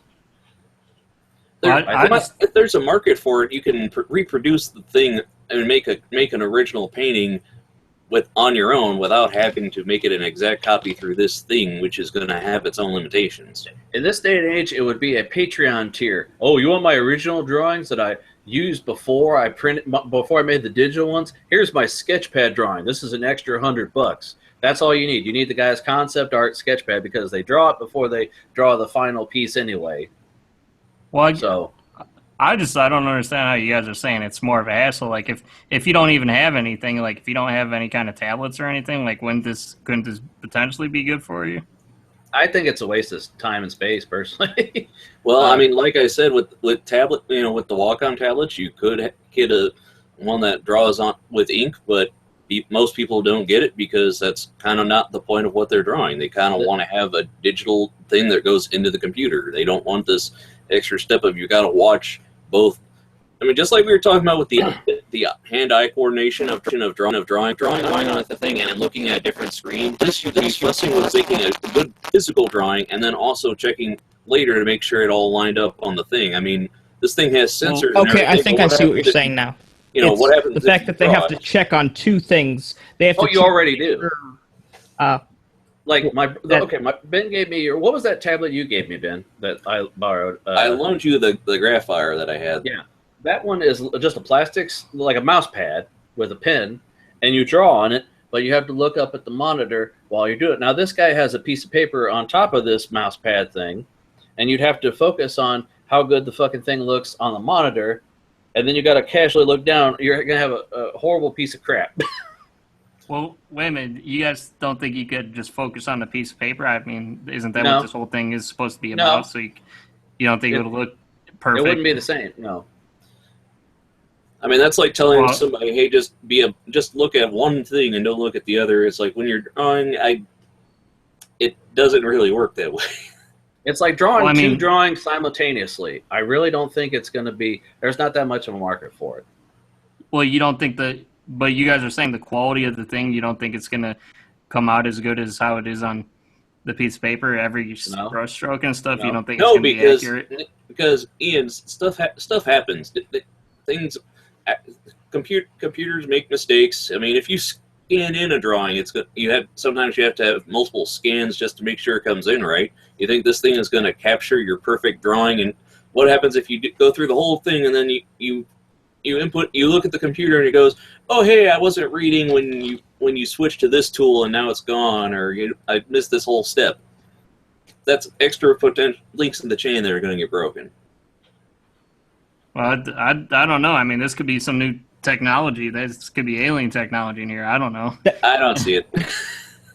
I mean, right now, I just thought of it like the 3D printing act. So if it's tracking it, like, you know, they have those auto drawers where it tracks your. It can track motion all you want, but is it going to get? well, I mean, in like Painter and other apps, you can record while you're drawing a thing and then have it play it back so you see the whole process, and that's cool.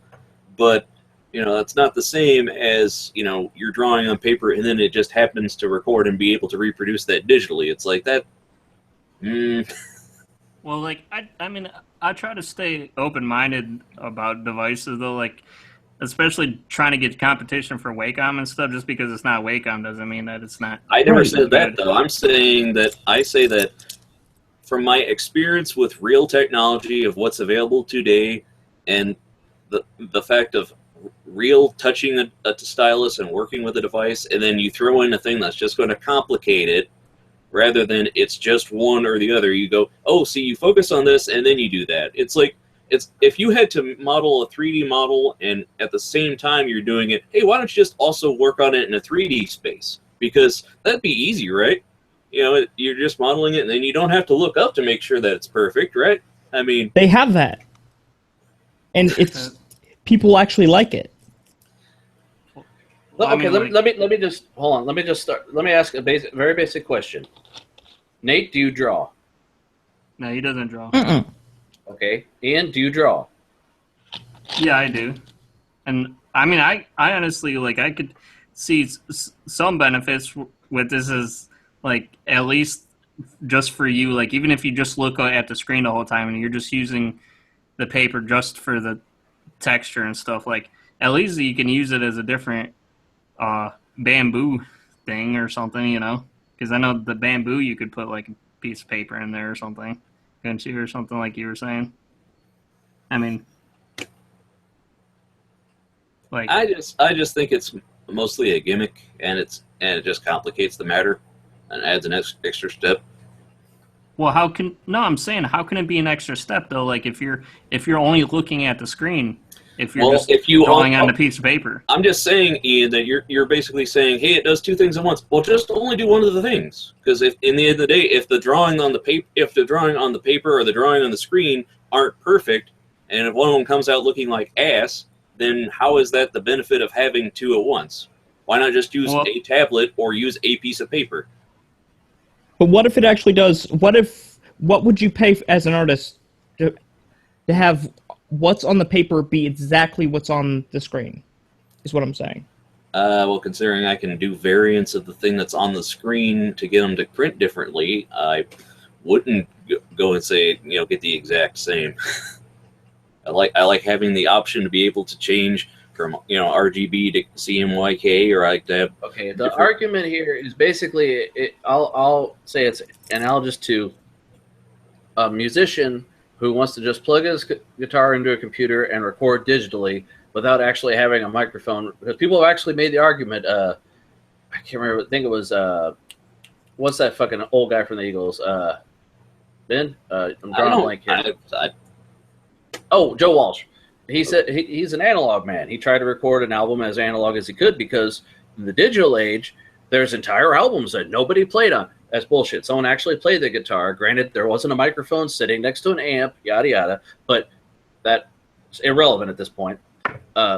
You know, that'd be asking, well, wouldn't it be great to have a tape of the recording of an actual amp versus plugging it in and being able to edit it in seconds? I mean, the reason that radio went the way it did with digital is because they got tired of taking tape and snipping it and actually taping and physically gluing ends of recordings together to edit shit. They just wanted to drag and drop it and be fucking done. From the standpoint of Ben and myself, we don't see the benefit of adding an extra feature of actual paper. Adding ink and paper into a digital drawing is just creating more headache, and it's easier to just reproduce it on its own as its own separate entity, or to just to digitally print what we're seeing on the screen. Well, is what I feel. guess maybe it might be a gimmick. Who knows? But I mean, what's wrong with adding an extra feature of something that you could possibly do? I just wouldn't do it personally. Is all I'm saying. Like, I just don't like. I don't know. Well, I mean, you can't discount this as an input device to begin with if you just barely use it for that. Ian, whenever you go to a computer store and you see printer, scanner, fax machine, you sit there and go, well, these things all work great on their own. Why wouldn't I want them all on one device? I have one of those. I'm just saying. Me too. Yeah, I've got a printer, scanner. When's the last fax you said, boss? All I use this thing for is the scanner on it because the print ink is too expensive, and I don't have a fax machine. I mean, I don't do faxes with it. I mean, and how many times have you bought one of those printer scanner combos and one thing dies on it, but you don't want to throw it away because it still does the other? Okay, so the article, I found an article here from Business Weekly Daily about the bamboo folio and slate business, whether or not it's good for business. But the way they're breaking it down, there's price breakdowns here. You got to buy the thing for $149. Well, that's a different one. And then you got to do a subscription to Wacom's Inkspace Plus service for $299 per month. Well, that's different. That's a different device. The Sleep wasn't by Wacom; it was by a different thing. Well, but I'm saying though, also when Nate was saying that this is available, if it's not something they make anymore, this would be the only alternative other than going on eBay and finding something that might not. No. I was talking about the Wacom Inkling, what isn't available anymore. We're talking now about the Slate, which is in pre-order. It looks like. The bamboo slate isn't what you're talking about? No, not the bamboo slate, Frank. The Slate by iSkin.co. Well, I'm just saying, this looks like the same fucking thing, but they're breaking it down. You got to buy cartridges and subscribe. Well, that's a different thing in a different service. This one relies on its own app and all that stuff, but to me, it just looks like extra hassle. I mean, it's... So... But I don't understand, why do you call it a hassle, though? Like, what? How does this make your life any harder, though, if you're only paying attention to one or the other? Ian, let me ask you, if somebody was trying to sell you, hey, we've got this new 3D modeling foam where you'll model it in real world and then it'll work just like that on your computer, and you gotta go, well, what if I'm doing it on the computer, why don't I just do it with this thing where I can get more precise? No, you want it so it looks like you modeled it with Sculpey and you get the fingerprints and everything. You want that in the computer, and then you can sell it. It just to me, it just feels like an extra step. Ben, I've been thinking about trying to do 3D scanning with sculptures. Yeah, but do you want to have to worry about how both reproduce at the same time? Because again, when you're 3D scanning a sculpture, that sculpture is done in the round in the first place, and then you're creating a perfect 3D computer representation of it. You're not trying to do one and make sure it works on the other, but then tweaking the other, and then going back to the thing, and then, oh wait, no, I didn't. I gotta adjust it now. The mesh. You're adding extra wheels on a car, and there's why. I don't see the logic behind it. It sounds cool until you start actually thinking about using it in practice, and to me, it just sounds. It's just extra hassle. Do you think this would be more something for people that really aren't artists, that are like kids or something? I see it for people that want to digitize a couple of their things while they're out in the field. Maybe I mean, if you're a person that likes working traditional and just want to digitize things but stay what you're comfortable with, I could see that. But I mean, if you're a guy that knows Photoshop or how to work in Illustrator or has a Cintiq, then you probably aren't going to get one of these. Right, maybe to people that stick in their ways of doing things and they prefer to do it that way, they probably wouldn't switch. I mean, I just try to stay open to technology, man. Mm-hmm. You can't just shut anything out just because you wouldn't personally change. I didn't say I was shutting it out because I personally wouldn't say it. I was saying from my experience, this is how they're pitching it to people, and from my experience of actually using technology similar to this, it's not as simple as they want to make it sound, and one of the things is going to be inferior versus the other one. So, but whatever. Why are you so? You seem like you're upset tonight, Ben. Like the whole night, you've been sort of like shutting like a lot of stuff down. You've been like short answered with a lot of things. No, I just have my opinion, and man can have his opinion. No, I mean like the whole night you've been like short answered. Like you don't seem as open with things tonight. Well, it's already 12:30, and we've been listening to Frank's talk about the Google for the last 40 minutes. No. I had actually a story that I started on, and you guys started talking about this, so I jumped on this. So, actually, okay. I'm just saying, man. I think you saying you want to go home to your family. I'm saying my family's not at the door. Are you guys done with that thing yet? Yeah. Anyways, was it? All right. What was the thing you were talking about, Frank? The last article. I gotta go actually to the link I gave you because I closed it. Okay. Because I figured we were done talking to me. I'm just gonna get to this little snippet here that summarizes a lot of the meat I found in this article. Oh yeah, this one, yeah. Oh god damn it jumped on me. Okay. It all began in the 1980s when software publishers and movie studios had to confront the problem of people buying a movie on VHS cassette or software on a floppy disk, don't copy that floppy, and then making copies for their friends. The technologies of the day did little to prevent consumers from making illegal copies. In the 1984 Betamax decision in Sony Corp of America versus Universal City Studios, Inc., the Supreme Court held that companies manufacturing videocassette recorders were not responsible for copyright infringement because a VCR could be used to make entirely legal as well as illegal copies. For example, recording a show to watch it later did not qualify as copyright infringement because the consumer was merely shifting the time when he viewed the show. Of course, this meant that a consumer might also use the VCR to make illegal copies for sale to others, but in that case, the consumer had committed copyright piracy. The VCR manufacturer was off the hook. Fast forward, as it were, to the advent of digital technology and the internet, which make it far easier to implement technological obstacles to copying, such as passwords and remote access restrictions.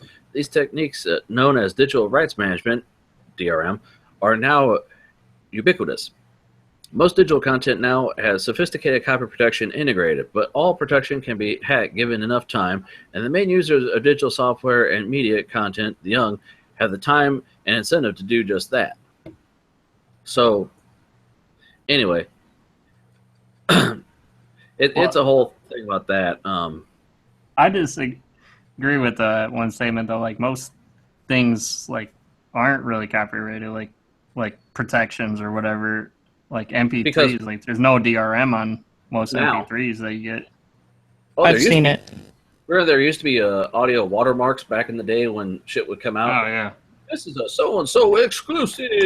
Oh, I hate that. But that was what you had. And now, that's why, because people raised their fucking pitchforks and said, no, we don't want DRM. We want good old games or GOG now and shit like that, where, you know, you can get it without the digital rights stuff. Because they got tired of having a song in their iPod, but they couldn't put it on a CD. Why the fuck not? And that, this whole thing is discussion about it. The future of copyright in the on-demand age, basically, like we've talked about on the show, you know, everything is being served up a la carte. And like I said, people buy singles, they don't buy albums. And it's, you know. Yeah.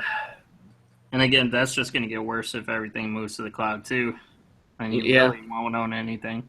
Well, I mean, now you can buy hard drives of, like, emulator games and stuff with entire libraries. Like, when I first looked into putting my Wii collection onto a USB drive because I didn't want to scratch my discs, I looked it up. Apparently, you can go on fucking eBay and just buy a 500 gig drive full of Wii games that somebody ripped.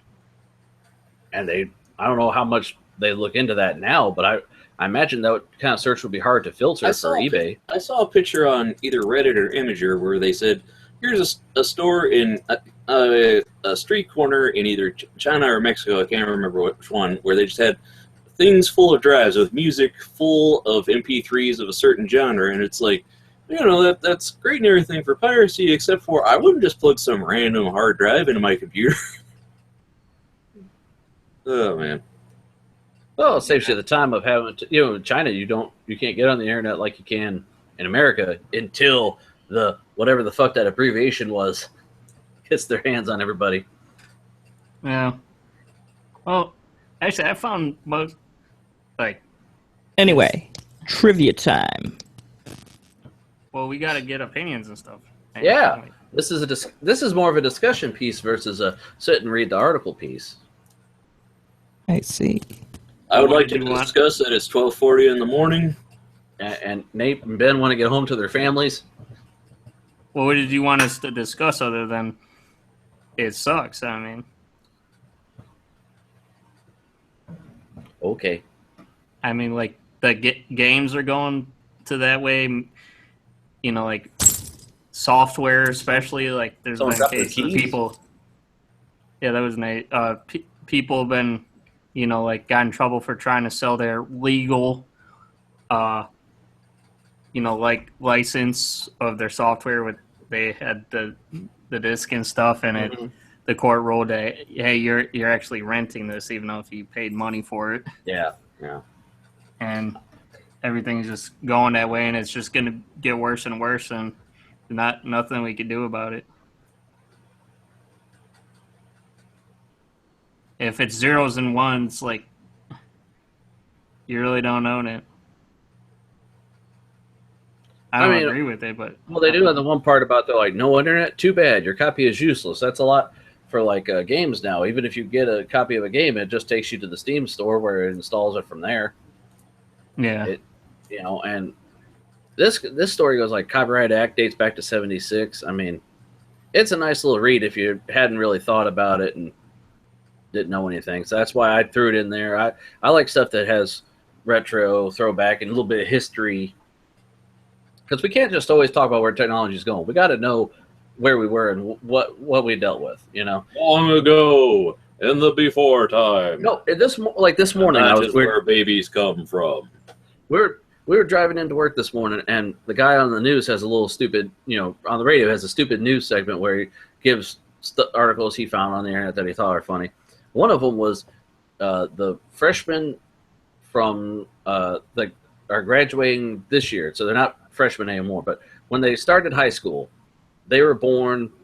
None of them lived without Wi-Fi. It just didn't exist. They can't comprehend that. It was always there in their entire life, and you know, just shit that we've seen be created. They don't know. Like, there's entire actors and actresses that their original run of their show that got them famous, they never fucking heard of. You know, there are people who saw Mayor Adam West on Family Guy. That's the only way they know him. They don't know that he was. They don't know that he was Batman because they never fucking saw Batman. I mean, and then if you watch React, there's the kids react to Blockbuster Video, and that's not around anymore. So, man, it's crazy. Makes you feel old, doesn't it? Okay, moving on. Yeah, my brother didn't know what a typewriter is. What was it? Somebody's like, hey, why did they do a 3D print of the save icon and it's a fucking floppy disk? Yeah. I mean, I work with a guy who's not even 11. Can you believe that? I work with a guy who's not even They're 30 yet. Younger than me. So he doesn't understand things. He's like, why is it like this? Why are you old people like that? I'm like, I'm not that old, man. I do. Yeah, he was born in what year were you born, Ian? 82. Same as me. What about you, Nate?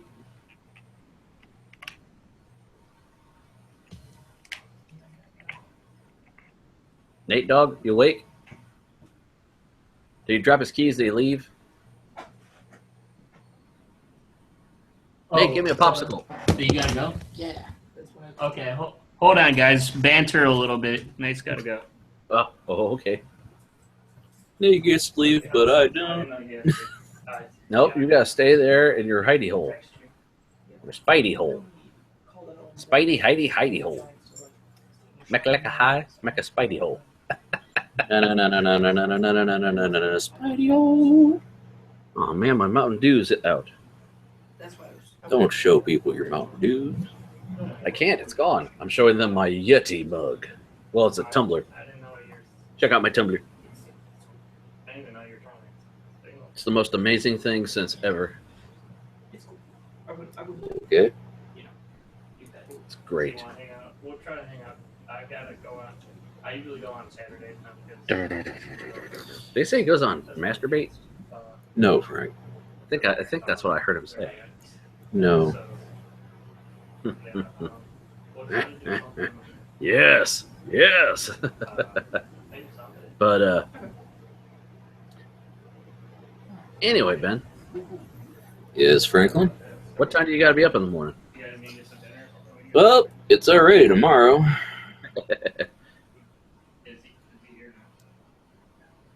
I still got to whoop your ass in trivia. Oh, you think you can do that? No, I know I can't. Oh, you're going. I don't know. Oh, okay. Depends on what the topic is. Mm-hmm.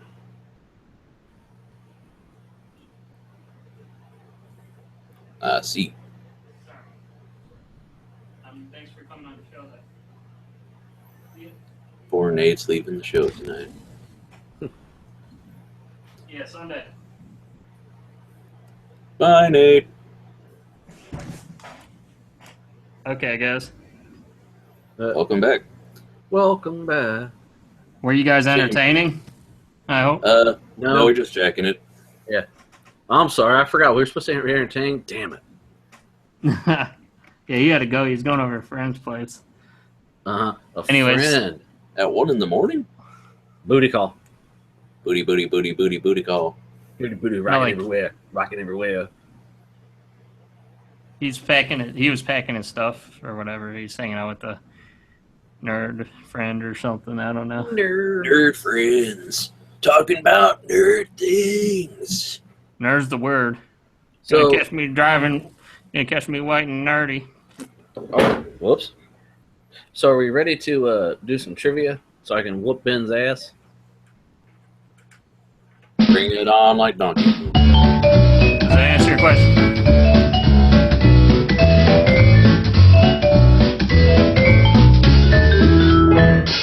Yeah, trivia at the end.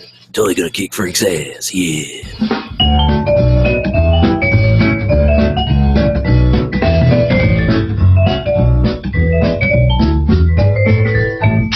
Prepare to eat it, Frank. Sit and Yep. spin. What? I said prepare to sit and spin. Oh, this is a Yeah. different site. Yeah, I was trying to look for new trivia sites. I found 2, so we'll try this one. That's not as comprehensive as far as the number of quizzes on the other site, but it's a lot easier. Cool. So we'll give it a try. We gotta weed through the bad trivia to get to the good. So I figure we might as well try some of the shit. Blah, blah, blah, blah, blah, blah, blah. All right, then. No? All right. Now, What am I should we reading? do? Want to Yeah, see you're what's still in the reading. miscellaneous? All right, hold on. Let me move you to my main monitor then, so I can actually see what's doing here. Oh no, I shouldn't show this section to Frank here. Cars. Car makes and models. You're probably a car make and model Up to guru, a certain aren't you? era. Anything past the early mid '60s, I'm hazy. Pictures of hand tools. And Yeah. this is totally Frank here. Jazz musicians and instruments. Oh man, Pinstriping and jerking off weekly. fictional servants described. That's Fictional prime? No. Fictional? No. Nah, this whole category looks pretty lame. Let's see what's. Want to do Let's movie? try a movies. what? Want to do? Yeah, let's do some I'm movies. curious what a computer is. All right, let's see what we can do. Oh, file extensions. Maybe they'll have a font section in here. They got 5 different. They got 2 font sections. They got 5 of them, Frank. Font types 1, font types 2. One of them's got 700. Oh wait, average scores. Never mind. Yeah. So these are just the quizzes. Okay. How about a mixed computer hard quiz? All right. Hard. Okay. This is That little cookies pop up. That's actually the first question. You just don't know it. Did you want to enable cookies? No, I don't want to delete cookies. Oh shit, this is hard.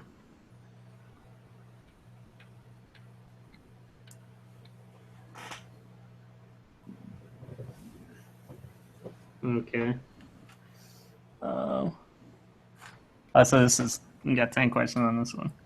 Are you gonna read, Frank? Who co-invented the TCP/IP Internet Protocol with Vint Cerf in 1973? James Gosling, Charles Goldfarb, Robert Kahn, or Mark Andreessen?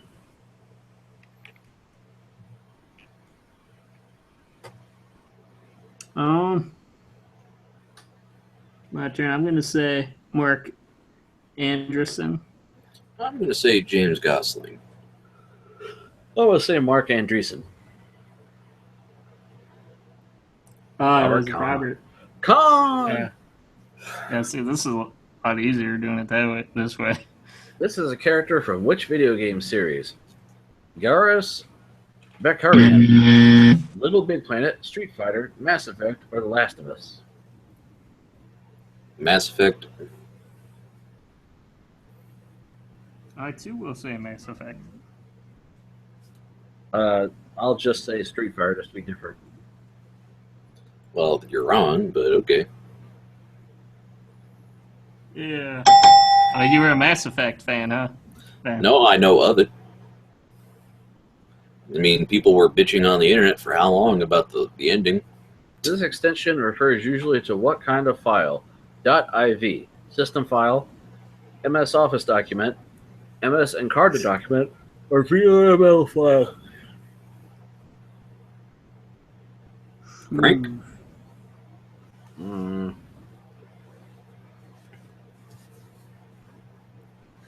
VRML?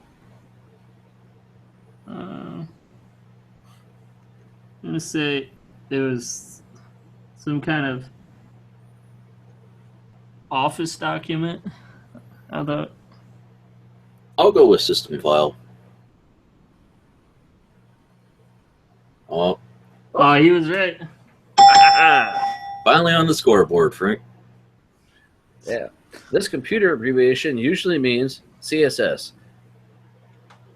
Is it cascading style sheet, central style sheet, controlling style sheet, or canvas style sheet?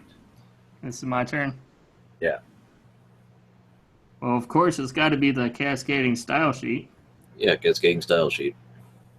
I too will say cascading style sheet. Did you know that one, Frank? No. I bet you did. You're lying. Yeah, no. He knew it after he saw that two people guessed it very clearly. I didn't go to art school. Remember? They didn't teach us CSS in art school. We graduated in 2005. Wait. Frank. I never really did ask you. You really didn't go to college, Frank? I went to a tech school. You got an associate's degree in AutoCAD. Do you think he knows anything about CSS? I have an associate's in mechanical engineering. I have experience with AutoCAD. There's a difference. You got an associate's in mechanical engineering. Oh, so that's like with cars and stuff? No, it's like with any a lever is mechanical.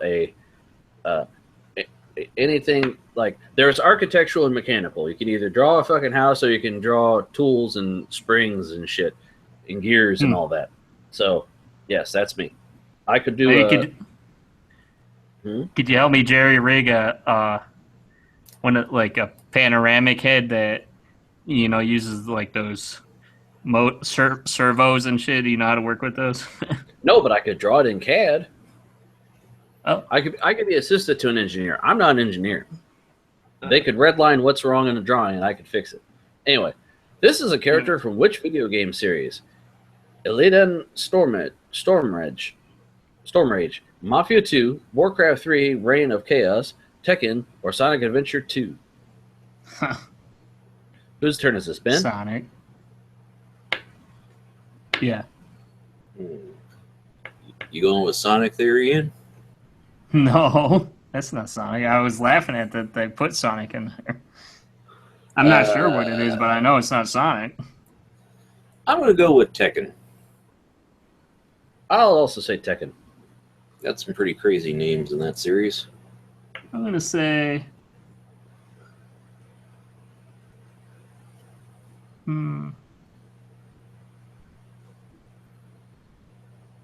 Yeah, it wouldn't be a... Maybe the first name could be in Mafia, but I don't think the last name would be. Yeah, I was going to say Warcraft or Tekken, and I just think maybe Tekken, because Stormrage, I figure it'd be some elfin wizard horse shit. I'll go with the Warcraft. Fuck it. Okay. Yeah. Oh. Identify this font type. Action quiz. It is either Abadi MT Condensed, Callisto MT, Lucidia Sans, or Bible Script. This would be you, right, Frank? Yep, unfortunately, it's not you first. I say Abadi MT Condensed. You go ahead, Ben. Let's see. I'm going to say Lucida Sands.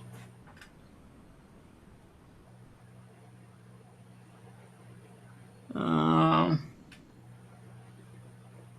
with Callisto. Oh, Ben doesn't know his fonts. I thought it was. Should have watched a documentary or two, man. I thought it was too plain for Sans, but whatever. This extension refers usually to what kind of file? .gs, compressed archive file, system file, image file, WordPerfect document file. You just say GS. GZ. Sound like you said GS. It's a GZ if you were Canadian. Or anybody. I think we're like, isn't Americans like the only ones that pronounce it Z? Like, isn't it really Z or whatever? We're America. We can call it whatever we want. They don't want it to sound like E, so that's why they say Z, because there's nothing else that sounds like fucking Ed in the alphabet. Yeah. Anyways, it's definitely a compressed file. Yes, a compressed file. Compressed archive file. Yeah.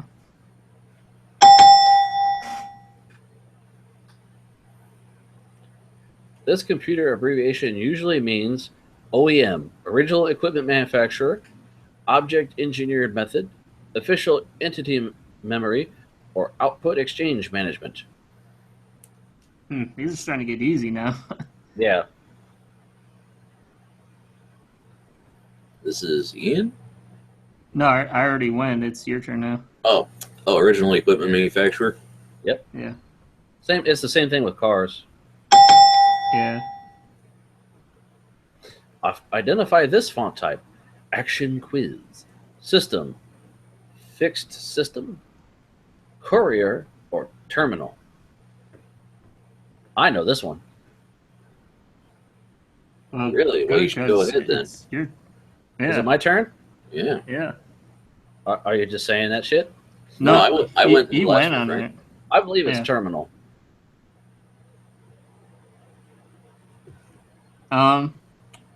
Since I know Ben probably knows this one, I'm gonna say, isn't it Courier? No. Tell us what it is, Ben.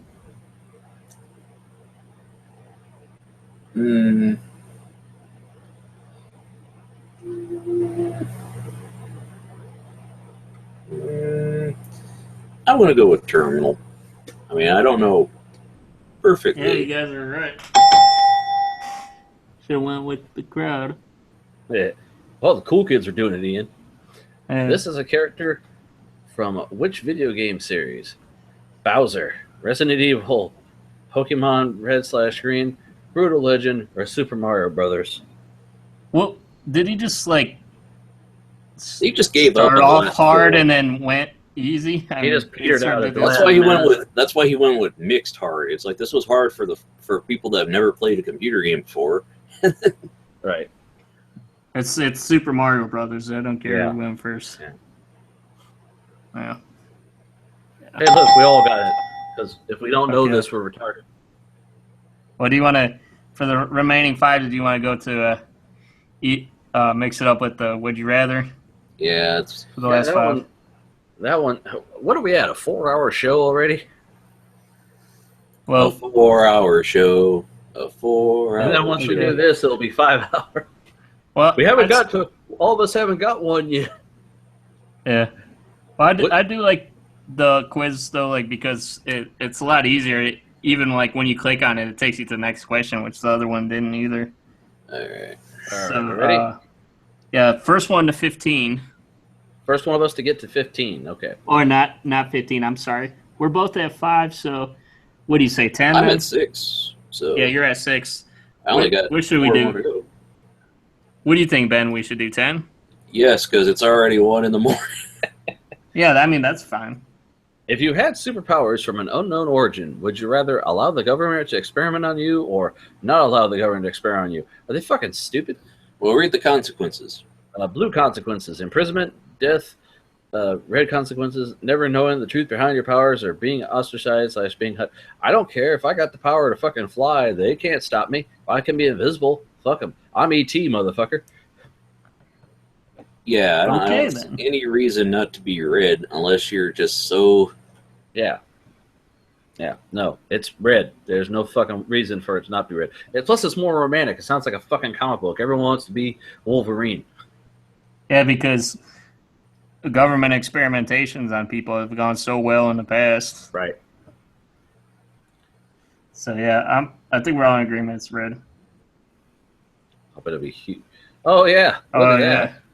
Those Wow, 60% of people, 84. I have questions for you. They're retarded. Do you They care must- about the truth behind your powers if you're being dissected? They're colorblind, I think Yeah. is what it is. Would you rather be able to teleport to places you've already been or only be able to teleport to places you've never been before? That'd be sad. Then you wouldn't be able to go home. You'd have to get in a Places you've boat. been would be defined by a 50-mile radius. Meanwhile, you can't say can't just Meaning say you can't. you can't just say I teleported 2 feet to the left of where I've been before. Well, like if you need an easy way to get down to the bank, I mean, this one is more of a like. It makes like, more sense. easy. It makes life easier. It's more practical because if you want to teleport to places you've been to a lot, it saves you a drive. But If you travel, all If you you have to wanna do is see the go there world. once, and then you can always go home, really. I mean, well, a 50-mile radius, I guess anywhere in that leg, you'd be able to break it up into 50-mile radius. I'd say Well, never it's- been before because then you can go far away and then buy one ticket back if you have to. I'll say it's places you've never been before, because the average person will go, yeah, you could travel anywhere, and it's stupid because then you wouldn't be able to go home. Why not, Frank? You could teleport 50 miles away from home. I'm saying you could go 50 miles away from your home and then go back. That's not that far. Nah.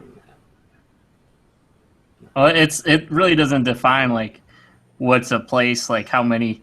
If you move one atom to the left, I mean, I'm gonna say how much space you take up. I'm gonna say the average person is gonna pick red because it sounds more adventurous. Ian, what are you going with? I'm gonna go with blue because that's probably what I would choose. Benjamin? I said red. Okay. Let's see. Yeah. I guess a lot of people are lazy and want to go to the can without having to get up. Yeah. Well, I want to go to the grocery store. I want to go back home. Yeah. You ever see that movie with the guy who played Anakin Skywalker? He was in Jumper. It would have been a good movie. It was a good book. It would have been a better movie if he wasn't in it. Would you rather be a nerd or be a jock? Nerd. The average people are going to say jock because you get more girls, more popular. You can actually join a professional sports team and be rich. But do you want to peak in college? Well, yeah. Well, I mean, like the question is do you think that being a nerd has become popular enough? Like it's definitely shifted back from the 80s, like Revenge of the Nerds and stuff. But well, it's a nerd pride thing now. People are proud to be nerds, and it's cool to be nerdy. So yeah, being a nerd is fine. No, I say more people would rather be a jock because then you're a celebrity and you're in shape. All right.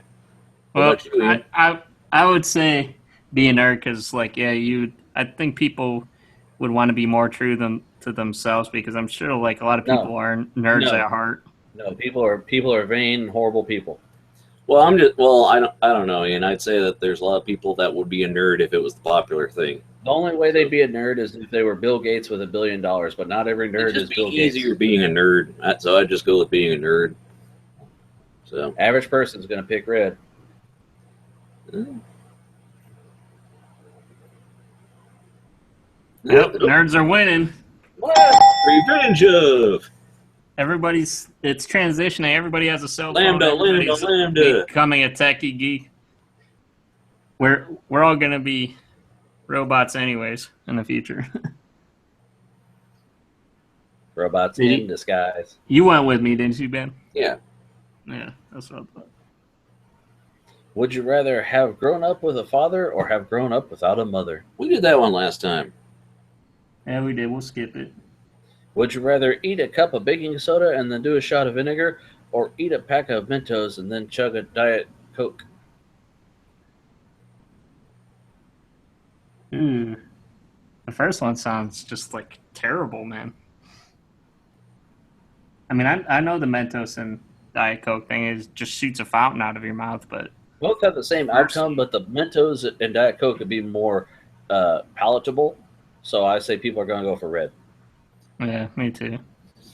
Yeah, a shot versus and then chug. You have to eat the baking soda, though, Ben.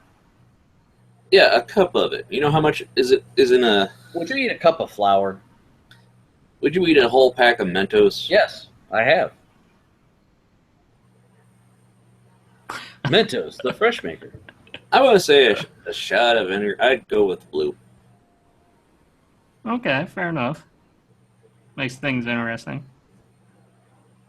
Oh, crap. An astounding 84% would go with the Mentos. Yeah, Holy shit. It tastes better. I'm not going to chug no fucking shot of vinegar and... Meanwhile, my mom shows up at my studio with a hot thing of vinegar. Hold your nose and sip. Dude, I just couldn't imagine eating a whole cup of baking soda. I could probably eat the flour, like you were saying, Frank, but baking soda. They said. I can't even stand putting that shit on my toothbrush when I used to have to do that, when I was a kid or something. We're in the whole argument of the cinnamon challenge is you can't fucking do it. Yeah. It's almost bad, in my opinion. Would you rather have to end every sentence with a racial epithet or have to drop 2 F-bombs in every sentence? F-bombs. 2 F-bombs? F-bombs. If you're, if you're racist, you're going to get beat up. I fucking do that all the fucking time. Right. Right. People already do that. People do it as it is, man. Yes. I can't fucking believe this motherfucking Obama. Can you fucking believe that N-word? What? And everybody is definitely, like, racism is definitely, like, everybody's trying to have that go out the door, You drop an F-bomb, maybe an old person will get mad. You drop a racial... You can't say it in a church, but the other one, you can't say it in a neighborhood. Yeah, if you drop a racist term and you don't do this, you're getting your ass beat. So like, it's obviously racism is still definitely like a hot button thing. Like, but I mean, do you think it's getting better generally since like we were kids? No. You think racism will never go away? I would hope it would. It's gotten better in that we have a black president, and now you can literally tell a black child you could be anything, and that's great. I think we're more open about what's going on, but the people that are racist are still horribly racist, and they probably will be till they die. Yes, I know people that think I know people that think that black people are the ones killing the cops. When everywhere else I turn, it's the opposite way. So, yeah. So anyway, we're all going F-bomb. Yeah, F-bomb. Wow. People like that there, F-bomb. 25% racist people that don't care. Maybe they're thinking they can throw their own word in there, like the N word if they're black, and that's okay. I guess I don't know. Would you rather always have mud on your shoes or always have a pebble in your shoe? Mud. In your shoe, a pebble. A pebble. Mud. I can get that out. Mud will soak into your socks. Always have a pebble in your shoe. Yeah, it's always there. You can't get it out. It's always there. You can find a spot for it. No, it's always in your shoe. Yeah, it's like sand in the clam, Frank. That mud will turn into a hard rock. Yeah, nobody said it had to be in the same place. It could be a speck of mud. I personally would say red. Everyone else is going to say blue. Yeah, because that's the right answer. There's no right answer. It's a survey. Okay, I'm going with red. I'll put that shit between my toe. I don't care. A mud turns into a clump of dirt. People don't realize that, so it's the same fucking thing. But whatever. It's dirt on your shoe. You always have dirt on your shoes, Franklin. No, a pebble in your shoe rubs against your foot. That's always how you get mud blisters. in your spin. Always have mud in your shoe is the question. So, and not dirty water, actual mud, which is dirt and water. So it will turn into. Feel like you're stepping on shit all the time or something. I'd rather step on mud than I would a pebble. Pebble can be sharp and pointy. Whatever. Well, that's fair. That's fair enough. Let's see. Oh, it's pretty close. I got it though, and I'm at 11 now. Ian was already at 10, wasn't he? So he should have won already. I didn't get this. I said the average person would pick blue. So. Oh, I thought you were going with red. It doesn't matter if you were already at 10, Ian, because if this puts you at 11, you were already at 10, so you already won. Remember, we were going to 10. So I won at 11. Ben was at 9. Frank was at 8. So that means I'm the winner. Yes. Congratulations, you won your own show.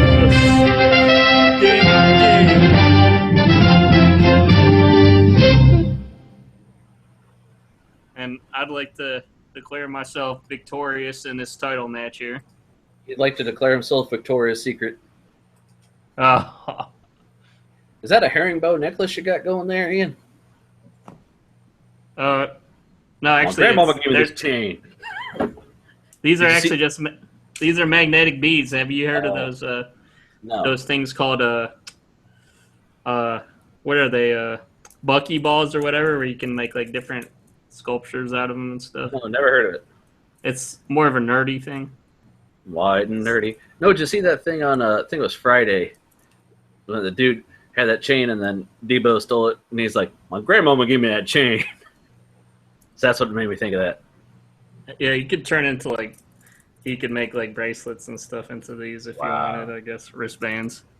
You know, it's really nerdy, but Why nerdy? yeah. Anyways, this has been probably one of our longest shows in history. Google is probably up the limit, so that's probably why we're not cut off by now. So that's what I'm guessing. Yeah, we just probably haven't been recording till 5 minutes. Anyway, but yeah, I'd like to thank you, Frank, for coming on the show. Thanks for your news, and thank you, Ben, for your news. You both contributed. We probably should have. I didn't know that we were all going to be doing news, so we probably could have. Could have filtered down. Frank could have filtered down. Well, yeah. Thanks. I'd like to thank Nate for being able to go home unlike the rest of us. He got lucky. He got out. Lucky so and so. But it was nice having him on for the time that he was here. I mean, I'd like to thank you for talking while I went and pooped because Taco Bell made me poop. And then later, I didn't even notice. Nate left. So. And with that, I think it's time for all of us to say, see you on the other side. Bye. Boobs. Shasoko. Boobs. Shasoko. Boobs. Shot of Soko. Boobs.